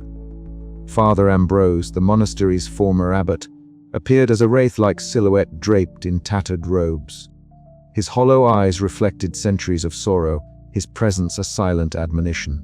Elena stepped forward, her voice barely more than a whisper. "He's here to warn us. To remind us of the cost the price paid for this eternal song." Jonas shifted uneasily, unwilling to acknowledge the apparition. Yet even he could not deny the oppressive weight of the moment. From a crumbling pedestal nearby, Elena retrieved a fragile manuscript, its pages yellowed and brittle. She began to read aloud, her tone trembling. The text spoke of other monasteries across distant mountains and forgotten valleys, each bound by similar dark pacts. The choir was no isolated phenomenon, but part of a vast network of spiritual corruption that had spread like a blight through the ages. Marcus exchanged a grim glance with Elena. "This isn't just a local curse, it's a legacy of damnation that stretches beyond this place." The chamber seemed to pulse in response, the choir's voices rising in a crescendo that filled every corner with a haunting resonance. As the echoes faded, the team stood in stunned silence, the weight of the discovery pressing down like the cold stone around them. The horror they faced was no longer confined to the monastery's walls. It was a sprawling, ancient evil, woven into the very fabric of faith and devotion, twisting hope into despair. Marcus closed his journal with a decisive snap. "We need to understand what we're up against if we're to survive this core. It's more than a haunting. It's a force, and it's far from done." Elena nodded, her eyes reflecting both fear and resolve. "And if this network is real, then our escape may only be the beginning of a larger nightmare."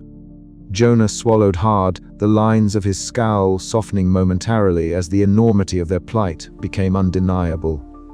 The choir's song resumed, weaving through the crypt like a living thing, a reminder that faith, when corrupted, could become a prison from which there was no release. Outside, the cold wind howled through the broken windows, carrying the hollow choir's eternal lament into the endless night. And somewhere deep within the shadows of the Alps, the echoes of damnation continued to grow. The monastery loomed around them like a frozen tome, its ancient stones soaked in centuries of silence and shadow. The echoing chants that had haunted their every step now seemed to pulse with a life of their own, threading through the air like a suffocating breeze. Marcus stood rigid in the grand hall, the flickering lantern light casting long, quivering shadows against the stone walls. His journal lay open on a nearby pew, but his fingers were clenched tight, knuckles white. The notes he had taken felt futile now, mere scraps in a storm of incomprehensible horror. Elena moved forward with a quiet grace, her dark eyes reflecting the wavering light. She raised her voice, soft and trembling, and began to hum a melody that twisted and turned like the dissonant echoes of the choir itself. Her lips parted, shaping the ancient chants she had heard in the empty corridors, her voice waving fragile threads into the oppressive silence. Around her, the air shifted, a tangible current swirling like a cold wind that seemed to breathe and sigh with the monks' lost souls. Marcus's breath caught. The rational mind that had driven him to this cursed place faltered in the face of this spectral symphony. He paced restlessly, eyes darting to the dark corners where shadows pooled like ink. "Elena," he said, voice strained, "what are you doing? It's madness." She did not stop. "No," she whispered, "it's a connection. We can reach them." Jonas stepped forward, his muscular frame taut with frustration. "Reach them? Or get swallowed whole like the others?" His scowl deepened, voice sharp as broken glass. "We're wasting time while this place drags us down." The tension snapped like a brittle wire. Marcus turned on Jonas, eyes blazing with a desperate fire. "And what would you have us do? Run blindly into the storm? There's more at stake here than your cynicism." Jonas's laugh was bitter, hollow. "Faith won't save us. Only getting out alive will." The heated exchange echoed through the stone corridors, the voices of men clashing amid the choir's relentless song. "Dra," Sylvia Klein, standing apart with her instruments, adjusted her glasses nervously, eyes flicking between the arguing men and the ephemeral shadows that seemed to move just beyond sight. Suddenly, a chill swept through the hall. A wraith-like figure emerged from the gloom. Father Ambrose, his robed form drifting silently, hollow eyes reflecting centuries of sorrow and regret. The team froze, the air thickening with a heavy stillness. The apparition's gaze settled on each of them in turn, a silent judgment that pressed on their very souls. In that moment, Marcus's stubborn denial shattered like brittle glass. The rational world he clung to crumbled beneath the weight of this haunted place. Elena stepped forward, voice steady despite the tremor in her heart. "Father Ambrose," she called softly, "we seek to understand. To end this suffering, tell us what must be done." The ghost's form flickered, a whisper of movement that seemed more a presence than a being. The Chor's chants swelled around them, a cacophony of beauty and terror intertwined. The choice was clear: to confront the darkness or be consumed by it. As the spectral hymn reached a crescendo, the survivors stood at the breaking point, their fates intertwined with the eternal song of the hollow choir. The night stretched on, endless and cold, as the ancient monastery waited, patient and unforgiving. But within the depths of despair, a fragile hope lingered. Could the echoes of faith, twisted though they were, still hold the key to salvation? Or would the choir claim them all, voices lost in the frozen abyss forever? The unanswered question hung in the frigid air, a haunting refrain to the horror that had become their reality. And as the last flicker of light dimmed, the great stones whispered their endless litany, a song of faith, madness, and frozen fear. The cold was no longer just a feature of the mountain air or the stone walls that enclosed them. It had become something else entirely. It seeped into their bones, a creeping frost that whispered warnings with every breath they took. The monastery had swallowed Jonas, and with him, whatever sense of safety the expedition once held had crumbled into dust. Marcus Hale stood motionless in the corridor where Jonas had last been seen, his sharp eyes scanning the emptiness that seemed to stretch into an abyss. The faint chanting, once a distant echo, now filled the halls with a maddening insistence, rising and falling like waves, crushing relentlessly against a cliff. It was no longer just sound, it was a presence, a force that clawed at the edges of his sanity. His hands trembled despite himself as he clutched his journal, the pages filled with meticulous notes that now felt woefully inadequate. "Elena," he called softly, as though his voice alone might shatter the fragile veil of silence that had settled. "We need to regroup.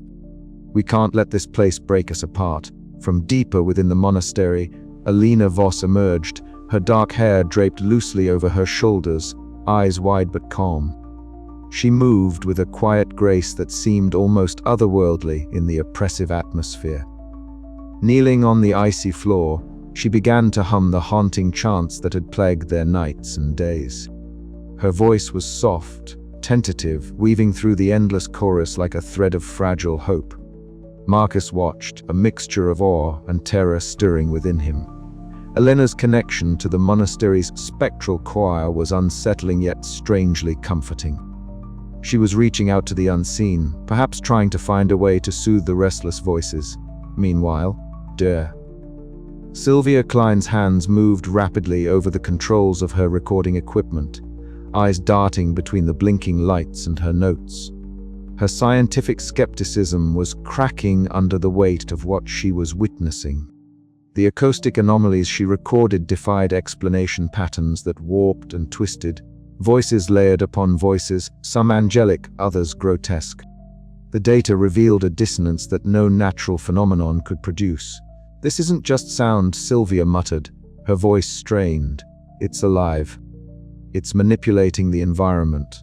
The core isn't just a memory, it's a force." Marcus Engel, the steadfast mountaineer, moved through the shadows with practiced caution, his weather-beaten face tight with concern. He whispered urgently to Lena Moritz near a shattered window, the pale mountain light casting their elongated forms against the frost-bitten stone. "We can't stay here much longer," Marcus said, voice low but firm. "The Choa's grip is tightening. We need a plan. Now." Lena nodded, her youthful features grim. "The texts hint at hidden passages, but they don't say where exactly. We have to find them before it's too late." The oppressive silence was shattered by the Choa's relentless singing, a chilling symphony that seemed to echo from every corner and none. It was a song of devotion, madness, and eternal torment, a reminder that the monks who once inhabited this place had vanished, their bodies lost but their voices trapped in a dark pact. As the minutes stretched into hours, the atmosphere thickened with frozen fear. Shadows danced at the edges of their vision. Whispers slithered beneath the chanting, carrying promises and threats intertwined. Trust frayed among the survivors. Marcus found himself questioning Elena's increasing acceptance of the supernatural, while Jonna's absence haunted every step. The Choa's influence was no longer subtle. It invaded their dreams, twisted their thoughts, and eroded the thin veneer of reason each clung to. One by one, the members of the expedition felt the pull, the temptation to surrender to the eternal song, to become part of the hollow choir themselves. Elena's humming grew louder, her eyes reflecting a depth of sorrow and resolve that unsettled Marcus. "We have to hold on," she whispered. "There's a thread of light in the darkness. We can't let it consume us." But even as she spoke, the walls seemed to close in, the cold intensifying, and the voices swelling to a crescendo that promised oblivion. The chapter closed with the survivors huddled together, caught between despair and a flicker of hope. As the hollow choir's song echoed endlessly through the monastery's frozen halls, threatening to claim them one by one. The frigid air bit through layers of clothing as Marcus led the group deeper into the monastery's twisting corridors. Each step echoed softly, swallowed quickly by the vast, empty spaces. The chanting was everywhere and nowhere, a spectral tide rising and falling with cruel rhythm. "I can't explain it," Sylvia said quietly, adjusting her instruments. "The layers of sound, they're almost sentient. It's as if the choir knows we rehear." Lena's fingers traced the ancient inscriptions on the wall, her breath fogging in the icy air. These texts speak of a binding ritual, one that sacrificed flesh for voice. The monks became their own choir, trapped between worlds. Marcus swallowed hard. "And now we were caught in their song." The group paused as a sudden chill swept the corridor. Elena's eyes glazed momentarily, her lips moving in silent prayer. "They were reaching out," she said, "trying to pull us in." Marcus glanced over his shoulder, muscles tense. "We need to keep moving. Staying still only lets the choir close in." Suddenly, a faint movement flickered at the edge of Marcus's vision. He spun around, heart hammering, but found only empty stone. The chanting surged, voices overlapping, some sweet, some grotesque, weaving a tapestry of sound that tugged at the soul. "We were losing them," Marcus whispered, dread settling like ice in his chest. Elena reached out, her hand brushing his arm. "We still have each other. We were not alone." But as the choir's song grew louder, the line between reality and nightmare blurred. The monastery was no longer just a place. It was a prison of sound and silence, of faith twisted into endless despair, and the survivors were its next victims. The ancient chamber was cold beyond reason, a chill that seemed to seep not just from the stone walls, but from the very air itself. Marcus Hale sat hunched over a brittle parchment, his fingers trembling slightly as the candlelight flickered, casting long, wavering shadows that danced like specters across the room. Elena Voss stood close by, her dark eyes scanning the faded script with a growing sense of dread.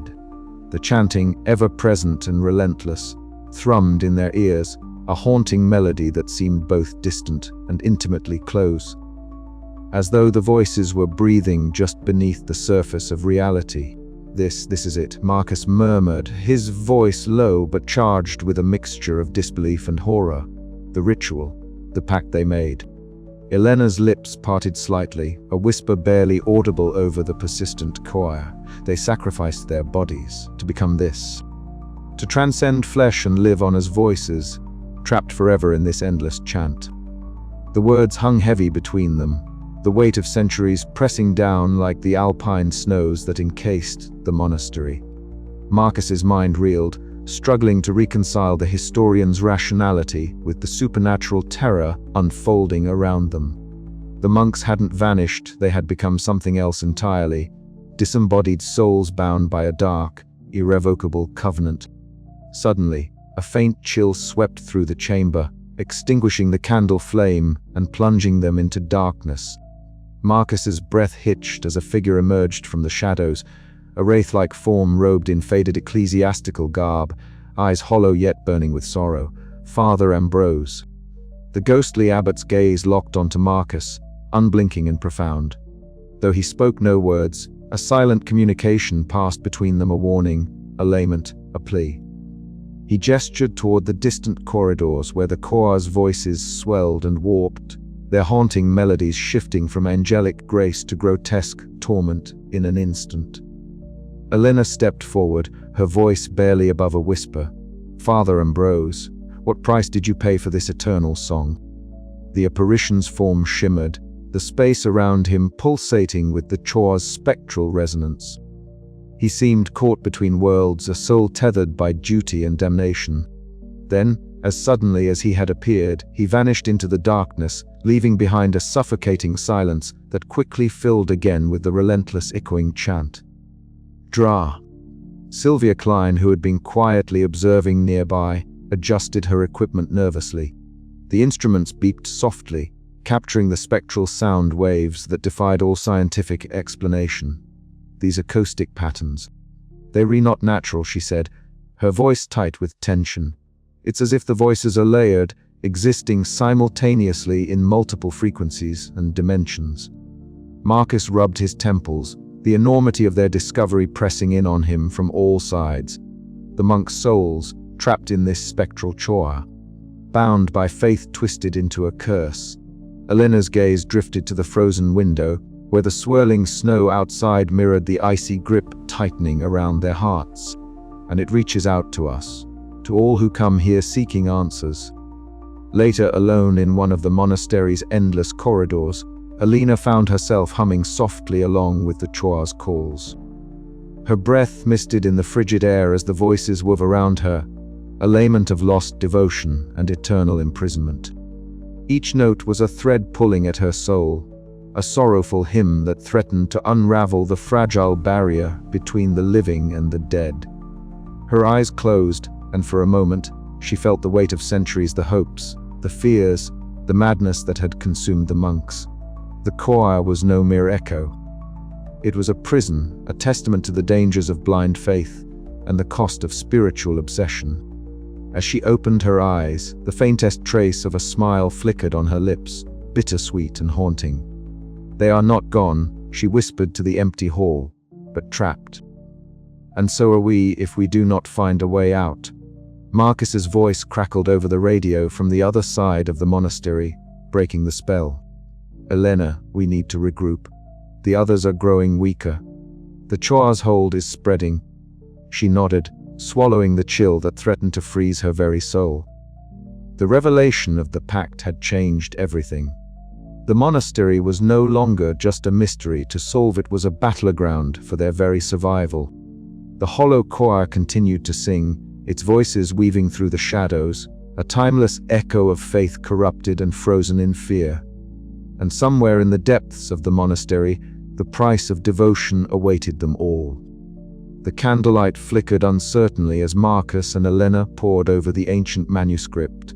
The ink faded and the parchment brittle with age. The script detailed a forbidden ritual, an unholy covenant forged in desperation and fanaticism. The monks had sought to transcend their mortal forms, to become eternal vessels of faith through sacrifice. But the price was far greater than they could have imagined. Outside, the chanting swelled, rising and falling like the breath of some great, unseen beast. It was at once beautiful and terrifying, a symphony of voices that seemed to come from every direction and none at all. "We are not alone," Marcus whispered, eyes scanning the darkened corners of the chamber. Elena nodded slowly, her fingers tracing the faded words. "The choir is alive." bound to this place but reaching out. A sudden movement caught Marcus's eye. The ghostly figure of Father Ambrose materialized before them, his presence both commanding and sorrowful.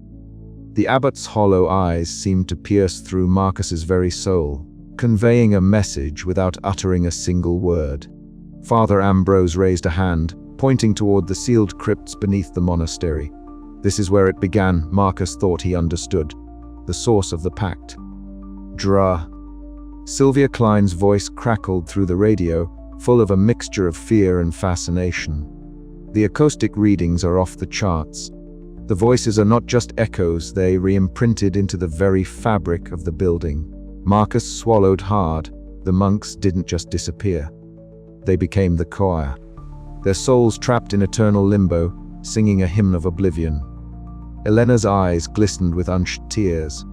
We must find a way to break the pact before we join them. The monastery groaned around them, the stones shifting as if in response. The hollow choir's song grew louder, an overwhelming tide of sound that threatened to drown their sanity. In that moment, Marcus realized the chilling truth. Faith could be a prison as much as a salvation. And in the depths of this forsaken place, salvation was a fading hope drowned in a sea of frozen fear. The pact was unveiled. The air within the monastery grew heavier that night, thick with a presence that defied reason, yet demanded recognition. Elena sat cross-legged on the cold stone floor of the chapel, her back straight despite the exhaustion weighing on her limbs. The hollow choir's ethereal chanting swirled about her like a living, breathing mist, tendrils of sound weaving through the vaulted arches and settling deep within her chest. Her eyes were closed, lips parted in a quiet hum that matched the haunting melody. Tears traced silent paths down her cheeks, unbidden but not unwelcome. Each note of the chant was both a lament and a promise, a paradoxical symphony that spoke of loss and transcendence, of devotion and damnation. Elena's journey to this moment had been torturous. Raised in a devout family, she had always believed in the sanctity of faith. Yet the monastery's hollow choir had exposed her to a faith warped beyond recognition, a devotion that had consumed the monks entirely, leaving nothing but their disembodied voices to echo into eternity. In embracing this spectral chorus, she felt a connection to those lost souls, a fragile thread of hope amid the oppressive darkness. Meanwhile, not far away, Marcus sat hunched over a desk cluttered with ancient manuscripts and brittle parchment. Candlelight flickered, casting uneasy shadows that danced across his sharp features. His fingers trembled as he traced arcane symbols and passages describing the forbidden ritual that had bound the monks to this eternal limbo. The truth was unraveling before him. The dark pact that promised spiritual transcendence had instead corrupted faith itself. Marcus, the rational historian who had grounded the expedition with skepticism and reason, now found his lifelong beliefs teetering on the edge of collapse. He whispered bitterly to himself, "This cannot be real, it's madness." But the signs were undeniable. The choir's voices, at times angelic and at others grotesque, filled every corner of the monastery, suffocating rational thought. The architecture seemed to pulse with malevolent life, the stone walls whispering secrets that defied understanding. Father Ambrose's ghostly figure materialized silently at the threshold of the chamber where Marcus sat. His wraith-like form, robed and hollow-eyed, radiated a sorrowful warning. The choir's crescendo enveloped the room, the cacophony both beautiful and terrifying, a sound that threatened to shatter minds.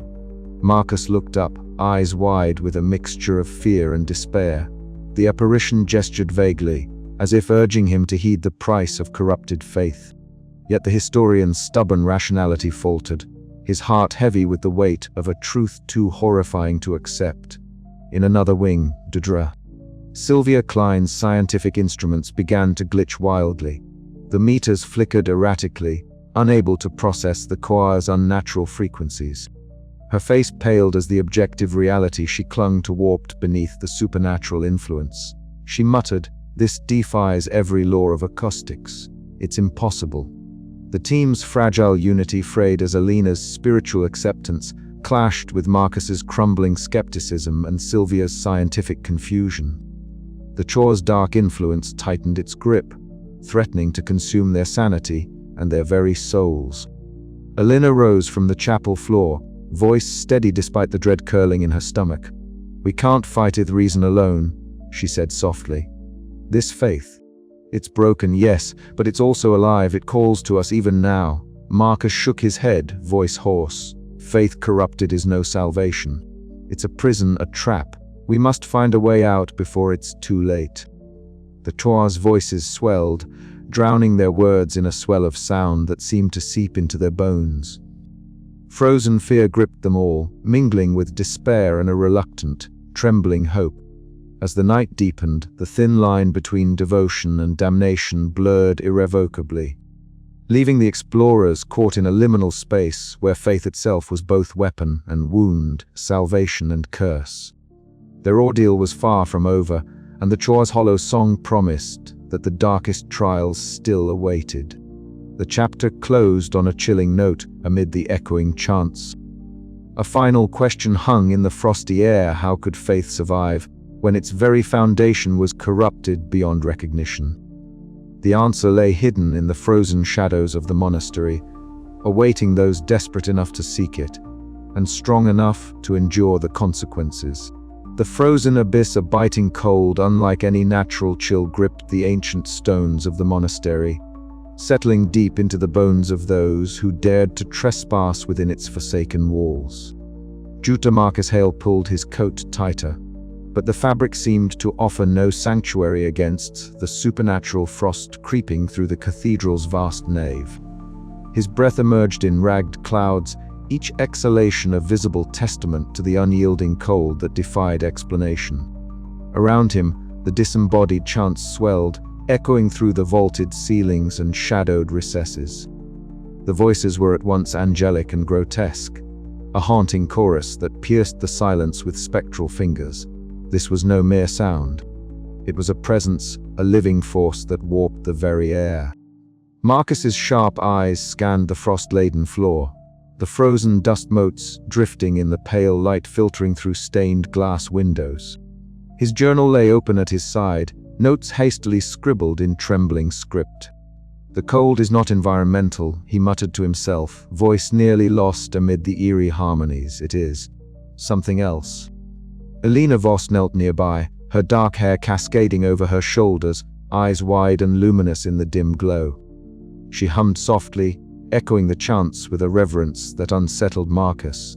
Her fingers traced the icy flagstones, as if seeking to draw strength from the stone itself. "They are still here," she whispered, her voice trembling with awe and fear, not in body, but in spirit, bound, frozen. Her words hung in the frigid air as the temperature seemed to plummet further, frost creeping up the walls like spectral ivy. The monastery had become a tome not just of flesh, but of faith and soul, suspended in an eternal winter of despair. Sylvia Klein sat apart, her instruments buzzing and flickering in erratic patterns. "This defies all known physics," she said, eyes darting between her equipment and the chanting. "The acoustic anomalies correlate with a temperature gradient far beyond any natural cause. It's as if the sound itself is drawing heat away, creating a void." Marcus approached her, gripping the edge of a splintered pew. "What does that mean?" "It means," Sylvia replied, voice tight with disbelief, "that the monastery is a locus of some kind of cosmic phenomenon. The chants. They are not just echoes, but a force that consumes energy, life energy." A sudden gust swept through the nave, extinguishing the flickering candles and plunging the chamber into a darkness so deep it seemed to swallow sound itself. The chanting faltered, then surged back with renewed ferocity, voices weaving through the shadows like serpents. A chill ran down Marcus's spine as a wraith-like figure materialized near the altar. Father Ambrose, robed and hollow-eyed, his visage both terrible and sorrowful. The ghostly abbot's gaze seemed to pierce through to the very essence of the monastery's curse. He raised a spectral hand, pointing downward, toward the crypt beneath the nave. Marcus felt a cold dread settle in his chest. The abyss beneath the monastery was no mere void. but a chasm of cosmic damnation where faith had been corrupted into eternal imprisonment. Elena's voice broke the silence, barely a whisper but resolute. We stand on the edge of that abyss. To step back is to survive. To step forward is to be consumed. Marcus clenched his fists, battling the terror that clawed at his reason. The frozen air was a physical weight, pressing down on mind and body alike. The Choa's voices beckoned, promising salvation or doom in equal measure. As the cold seeped deeper into their souls, the explorers faced the unbearable truth. The monastery was a nexus where faith and damnation intertwined, a frozen abyss that threatened to swallow all hope. The question that haunted Marcus as he stared into the darkness was not if they could escape, but whether any part of themselves could survive the journey back from this haunted sanctum. The Choa's song rose again, a chilling crescendo that echoed across the endless stone. A reminder that some voices were never meant to be silenced and some fears never overcome. And in that frozen abyss, the line between salvation and perdition blurred beyond recognition. The air was thick with frost as Marcus moved cautiously through the nave, the echoing chants wrapping around him like a living shroud. His journal was clutched tightly, the pages damp with condensation, yet he forced himself to write. Every word was a testament against the encroaching madness, a desperate attempt to anchor his unraveling mind. Elena sat cross-legged on the floor, her eyes closed, lips moving in silent prayer or perhaps communion. The spectral cold seemed to swirl around her, yet she bore it with a serene strength that both comforted and terrified Marcus. He wished he possessed such faith. Drea. Sylvia's instruments sputtered and died, leaving only the choir's voices as the sole sound in the cathedral's frozen heart. She glanced at Marcus, her expression pale and strained. "We are losing the battle against this. Whatever it is," she said quietly. Marcus nodded, swallowing the lump in his throat. The abyss beneath the monastery was not merely a physical void, it was a cosmic maw, hungry for souls, frozen in an eternal lament. As the Choa's voices rose to a haunting climax, Marcus realized that the true horror was not the cold, nor the vanished monks, but the knowledge that faith could become a prison, a frozen abyss from which there was no escape. He closed his eyes briefly, hearing the choir's endless chant echoing through the stone and into his bones. The frozen fear was no longer just around them, it was within them, a chilling echo of their own fragile mortality. The night stretched on, endless and merciless, as the explorers stood on the edge of the abyss between salvation and eternal silence. The frozen choir continued to sing. The air inside the monastery had grown colder still, as if the very stones themselves were drawing the warmth from their bodies. Marcus stared at the brittle parchment spread across the wooden table, his fingers tracing the faded lines of the map with a trembling resolve. The chants echoed louder now, swirling like a tempest of invisible voices, their melody at once beautiful and grotesque. Elena stood nearby, her eyes closed as she softly hummed in harmony with the haunting choir, seeking some thread of connection to the spirits that held the monastery in thrall. Sylvia busied herself with her recording devices, adjusting dials and peering through her glasses. But even her scientific detachment could not mask the fear creeping into her voice. "The acoustic distortions are intensifying," she murmured, eyes darting toward the wavering shadows that danced against the cold stone walls. "It's as if the building itself is alive, resisting us." Marcus glanced up, nodding grimly. "We don't have much time. Jonas is gone, taken by this choir, and if we linger, we'll be next." A sudden stillness fell over the room. The chanting ceased, replaced by a suffocating silence. From the gloom, a spectral figure emerged, Father Ambrose. His wraith-like form glided forward, hollow eyes locking with Marcus's, a silent, sorrowful warning that chilled them more than the biting cold ever could. Elena's voice broke the silence, barely a whisper. "He's here to guide us, but also to remind us of what awaits if we fail."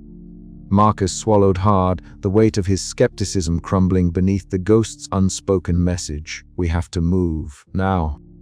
Gathering their meager supplies, the trio prepared to navigate the labyrinthine corridors. The monastery seemed to close in around them, the walls pulsing faintly as if breathing. Each step echoed into the void, swallowed by the Koa's return, their voices weaving a tapestry of hope and horror that threatened to ensnare all who dared to listen. As they slipped into the darkness, Elena reached out, taking Marcus's hand, briefly a fragile gesture of solidarity amid the encroaching despair. The path ahead was uncertain, the line between salvation and eternal imprisonment razor-thin. Through the twisting passages they moved, the Koa's relentless song echoing in their ears, a reminder that the monastery's hollow choir was patient, eternal, and hungry for new voices to join its cursed harmony. The cold bit deeper, their breaths misting in the frigid air as shadows lengthened and flickered. Every corner held the threat of madness, every silence a promise of doom. Yet, in that crucible of frozen fear and wavering faith, the survivors pressed on, their footsteps a defiant beat against the Choa's endless lament.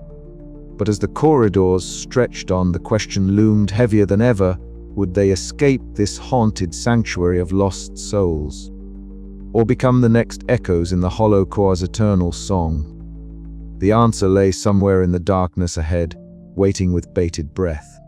The monastery's corridors twisted and narrowed beneath the weight of a darkness more ancient than the stones themselves. Marcus led the way, his breath steaming in the bitter cold air, eyes sharp despite the creeping exhaustion that clawed at his limbs. Behind him, Elena's footsteps faltered, her face pale but determined, while Sylvia clutched her malfunctioning instruments. The once precise scientist now at the mercy of forces she could neither measure nor explain.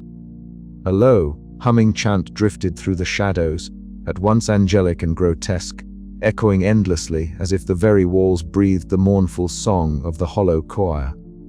The voices swirled around them, wrapping like icy tendrils that sought to slip inside their minds, twisting perceptions and freezing their hearts with an invisible chill. "Keep moving," Marcus urged, his voice a strained whisper barely audible over the cacophony. "We have to find the exit before it's too late." Elena nodded, though her eyes betrayed a flicker of doubt. The voices, they everywhere. It's like they live in the stones themselves. Sylvia's grip tightened on her broken equipment. "My devices can't make sense of this. It's not just sound, it's a distortion, like reality itself is unraveling." The trio pressed forward, navigating the labyrinthine passages slick with ice that glistened under the faint light of their flashlights. Every step echoed unnaturally, multiplied into a chorus of phantom footsteps that seemed to follow and mock them. The chill bit deeper than mere cold. It was a frozen fear, seeping into their bones and clouding their thoughts. Suddenly, Elena stopped, her breath catching. She raised a trembling hand, and with a soft, hesitant hum, she began to replicate a note from the choir's chant. The ethereal sound stirred the air, and for a moment, the oppressive noise softened, replaced by a fragile stillness that settled around them like a fragile shield. "It's working," Elena whispered. Maybe the choir responds to understanding, not fear." Marcus's jaw clenched. "We can't afford hope, not yet. But keep going." As they moved onward, Sylvia's instruments flickered violently, then died, the silence from the loss amplifying the eerie chanting that resumed with a vengeance. Her eyes widened in helpless disbelief. The technology's useless here. We re-in their realm now, whatever that means. The corridor opened into a vast chamber where shadows danced grotesquely along the walls. The choir's voices swelled into a monstrous crescendo, an echoing swell that seemed to press against their very souls. The air thickened, and invisible forces tugged at their limbs, freezing them in place. Marcus struggled against the paralysis, shouting, "Fight it! Don't let it take you!" Elena's eyes shone with a terrible light as she sang softly again, her voice trembling but resolute. Slowly the frozen hold loosened, allowing them to stagger forward, hearts pounding and minds fraying at the edges.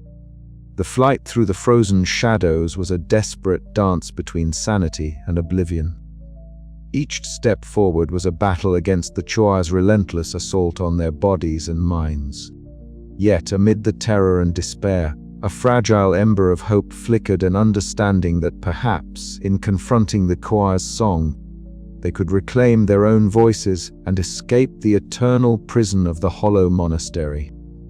But the night was far from over, and as the echoes of the choir chased them deeper into darkness, the question remained: would they survive the frozen nightmare, or become the choir's next lost souls? The air in the central nave grew thick, almost viscous, as the choir's voices swelled into a terrifying symphony that seemed to curl around the ancient stone pillars and twist through the vaulted ceilings. Marcus steadied his breath, clutching his notebook as though it were a talisman against the encroaching madness. The chanting was no longer a distant echo, but an all-consuming force, a dissonant wave that crashed into their senses with unbearable intensity. Elena stood nearby, her lips parted as she hummed softly, a fragile attempt to weave her own voice into the ancient litany that filled the air. Marcus's eyes never left her, a mixture of hope and despair etched deep into his face. Her calm acceptance contrasted starkly with his growing terror. Dre. Sylvia Klein moved with desperate precision, adjusting her recording equipment amid the chaos. The devices beeped and whirred, capturing the impossible acoustic phenomena that defied scientific explanation. The monastery itself seemed alive, pulsing in time with the choir's haunting melodies. Every stone vibrated with malevolent energy, a cruel reminder that the very structure was an extension of the Dark Pact that had imprisoned the monks' souls centuries ago. Sylvia's hands trembled, but her focus never wavered as she sought to document the unfathomable. Suddenly, a chill swept through the chamber, colder than any mountain wind, and the ghostly form of Father Ambrose materialized near the stone archway that led to the exit. His wraith-like figure, robed and hollow-eyed, exuded a tragic urgency. Without words, he gestured toward the door, a silent plea for the survivors to flee before the choir's grasp tightened irrevocably. The apparition's presence sent a shiver down Marcus's spine, a final warning echoing in the darkest recesses of his mind. The survivors exchanged glances, an unspoken agreement passing between them. With every step toward freedom, the choir's voices grew louder, twisting into a cacophony that threatened to shatter their sanity. The walls seemed to close in, shadows lengthening, and the air freezing around them. Marcus's notes fluttered in his grip as he forced one foot in front of the other, the weight of the monastery's ancient curse pressing down like a physical force. Elena's voice faltered, but she kept humming, drawing on a well of strength Marcus could barely comprehend. The choir's song was both a beacon and a snare, a twisted lament for lost souls and a trap for the living. As they neared the exit, the chanting reached a fevered pitch, voices soaring and plunging in a grotesque harmony that was at once beautiful and terrifying. The last barrier between the survivors and the outside world seemed alive, resisting with every ounce of spectral power. Jonas's absence haunted them, a grim reminder of what fate awaited those who faltered. Marcus's mind raced with memories of their descent, visions of frozen fear, shattered faith, and the relentless echo of the hollow choir. The final steps were the hardest, each breath a battle against the oppressive cold and the maddening chorus that clawed at their sanity. Then, sudden silence. The heavy door creaked open, spilling pale daylight into the gloom. The choir's voices snapped like a broken thread, leaving a ringing void in their ears. The survivors spilled out into the biting alpine air, the monastery looming silently behind them, still singing its eternal lament. But escape was only the beginning. The horror they had endured left scars deeper than any wound, a frozen fear nestled in their bones and a haunting question lingering in their minds. Would the hollow choir ever release them, or had they become part of its timeless song forever? And as the wind carried the faintest echo of those disembodied voices across the snow-covered peaks, the monastery waited patiently for its next choir to join the unending symphony. The heavy wooden doors groaned loudly as Marcus pushed them open, the sound ripping through the oppressive silence that had blanketed the monastery for so long. A rush of frigid alpine air flooded the entryway, seeping into their bones with unforgiving sharpness. The faint glow of dawn was just beginning to crest over the jagged peaks, casting a pale light on the snow-dusted landscape beyond the monastery walls. For a moment, the three figures standing in the threshold hesitated, their bodies trembling not from cold alone, but from the weight of all they had endured inside. Marcus Hale took a deep, shuddering breath, the icy air filling his lungs with a shocking clarity he had not known for weeks. He glanced back once, his eyes lingering on the dark silhouette of the ancient stone monastery.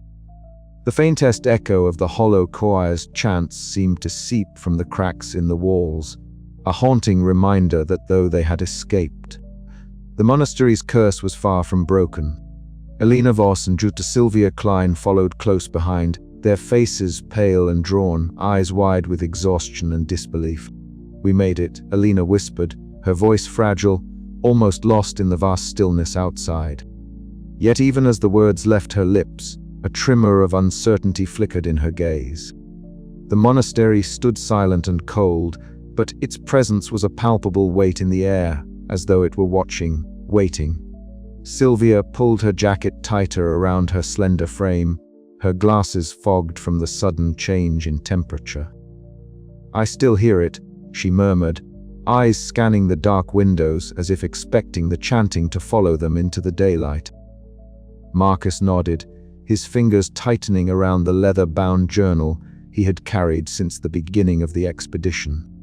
Countless pages were filled with careful notes, sketches of symbols, and frantic scrawls made in moments of terror.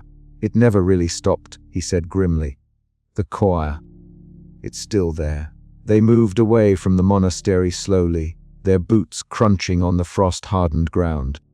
The landscape stretched out before them, harsh, unyielding, yet alive with the promise of freedom. Yet freedom felt hollow. Their minds were fractured by the relentless psychological assault within those walls.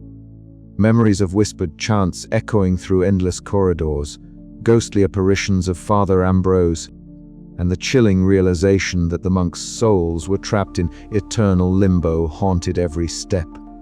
As they settled near a small, sheltered ridge, Marcus gathered the group around a modest fire, the flickering flames casting dancing shadows across their weary faces. The warmth was a small comfort, but the cold inside them was far harder to thaw. Elena's eyes brimmed with tears, her hands trembling as she reached out to touch the worn pendant around her neck, a relic she had found amongst the monastery's ruins. "They were lost," she said quietly, "not just in body, but in spirit. The choir is their prison and their torment." Marcus swallowed hard, the rational historian within him struggling against a profound spiritual upheaval. "I wanted to believe it was all superstition, something we could explain away with logic and science," he admitted. "But now, I don't know what to think." Sylvia adjusted her glasses, her voice steady despite the turmoil evident in her face. "The acoustic anomalies I recorded, they defy any known explanation. It's as though the very stones of the monastery are alive with their voices." The fire crackled, sending sparks into the cold air. For a moment, the three sat in heavy silence, the only sound the distant caw of a lone bird and the soft rustle of wind through the trees. Suddenly, a gust swept over the ridge, carrying with it a faint, ethereal whisper. Elena's breath caught as her eyes closed, the ghostly chant wrapping around her like a cold embrace. "It calls to me," she murmured, voice trembling. Not with malice, but with sorrow. Marcus reached out, placing a steadying hand on her shoulder. "We can't let it take us," he said firmly, though his own heart pounded with a frozen fear he could barely contain. "We survived for a reason. We have to hold on to that." Night drew in quickly, and the fire's warmth beckoned them to rest, but sleep was elusive.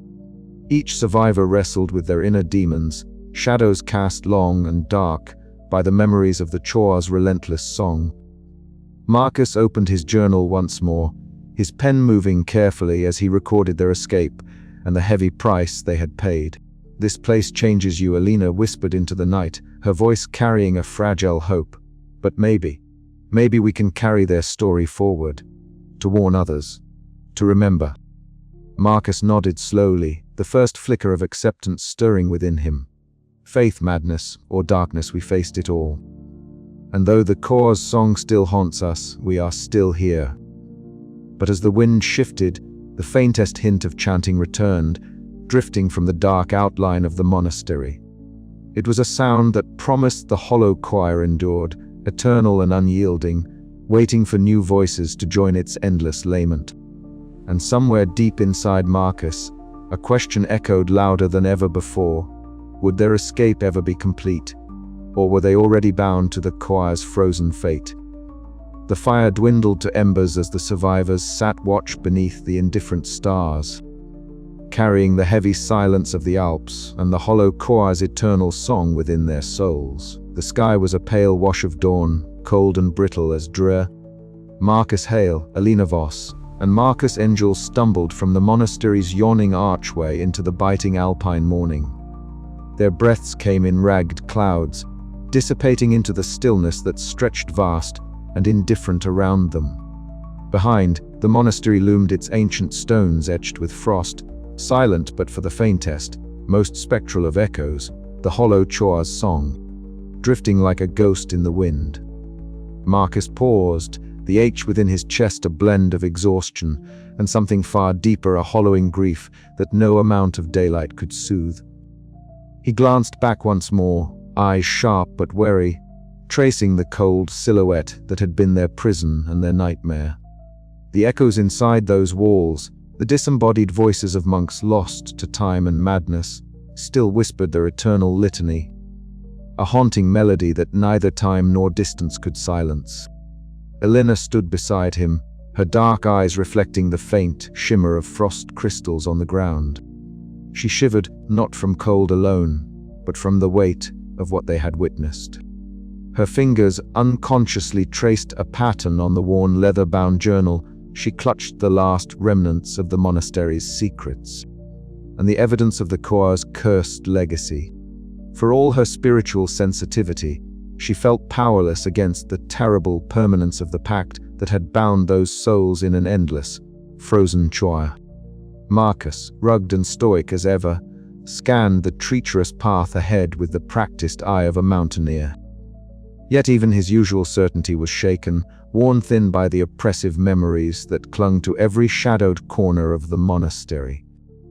The mountain air was sharp, carrying the scent of snow and pine, but beneath it lingered an intangible chill, one that no fire could warm. The three moved away from the monastery's threshold, their footsteps muffled against the hard-packed snow. Behind them, the heavy stone doors closed slowly, as if drawn by unseen hands, sealing the ancient secrets once more within their cold embrace. The faint chant, neither wholly angelic nor entirely grotesque, faded to a whisper, and then to silence, leaving only the vast, empty wilderness and the fragile hope of survival. Inside the monastery's heart, the great chapel lay frozen in time. Frost clung to the carved stone pews and the weathered relics, each coated in a thin veil of ice that glittered faintly in the weak morning light. The air was thick with a spectral stillness, broken only by the faintest echoes, the choir's voices trapped between worlds, singing a hymn of corrupted faith and eternal suffering. The voices twisted and turned through the vaulted ceilings, a haunting symphony that defied the boundaries of flesh and spirit. Marcus's fingers traced the cold stone altar, the chill seeping through his gloves, grounding him in the terrible reality of what they had uncovered. The monks had sacrificed their bodies in a desperate bid for transcendence, their souls forever ensnared in the choir's endless hymn. It was a fate neither living nor dead, a frozen limbo of devotion turned damnation. The silence outside was not peace, it was the suffocating stillness of a prison without walls.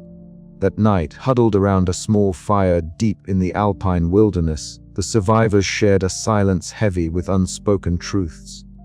The flames flickered weakly against the dark, casting long shadows that danced with the ghosts of their memories. Marcus's eyes, sharp yet hollow, met Alina's steady gaze. Marcus sat nearby, the lines of wariness etched across his face, belying his usual strength. The Choir's song was distant now, but it lingered on the wind, a spectral reminder that their ordeal was far from over. Each of them bore invisible scars, the trauma etched deep within their souls. They were marked not just by what they had seen, but by what had seen them. The monastery's dark pact had reached out and touched them, binding them in ways they could neither fully comprehend nor escape. Alina whispered a prayer, her voice trembling but resolute. "Faith is a fragile thing," she said softly, "and sometimes the price of devotion is more than we can bear." Marcus nodded, his thoughts tangled in the ruins of his long-lost beliefs. "We sought answers," he murmured, "and found only echoes. Echoes that will haunt us forever." Outside, the night deepened, and the snow began to fall silently, each flake a cold kiss upon the earth. Far above, the monastery stood sentinel, silent, cold, eternal. Its hollow choir continued to sing, an endless lament of corrupted faith and frozen fear that would echo on long after the last of the explorers had fled. The chilling truth remained: the dark pact was unbroken. The choir's voices would continue to call out, reaching into the hearts of those who dared to listen. Somewhere beyond the frozen heights and the veil of silence, new victims waited, drawn by the same spectral song that had ensnared the monks centuries before. And so the monastery endured, a timeless monument to faith turned to horror, its hollow choir singing forevermore in the frozen shadows of the Alps. The wind carried the faintest echo of a chant on its breath, a haunting melody that promised that the story was far from over. The thin line between devotion and damnation remained, blurred and eternal, waiting for the next soul to answer the call. Marcus, Alina, and Marcus turned away, their figures swallowed slowly by the vast wilderness, carrying with them the fragile hope that they had escaped the choir's grasp. But as the last ember of their fire died, the hollow choir's song rose once more within the monastery's stone walls, an eternal, chilling promise that faith corrupted would never truly die. The end was only a beginning,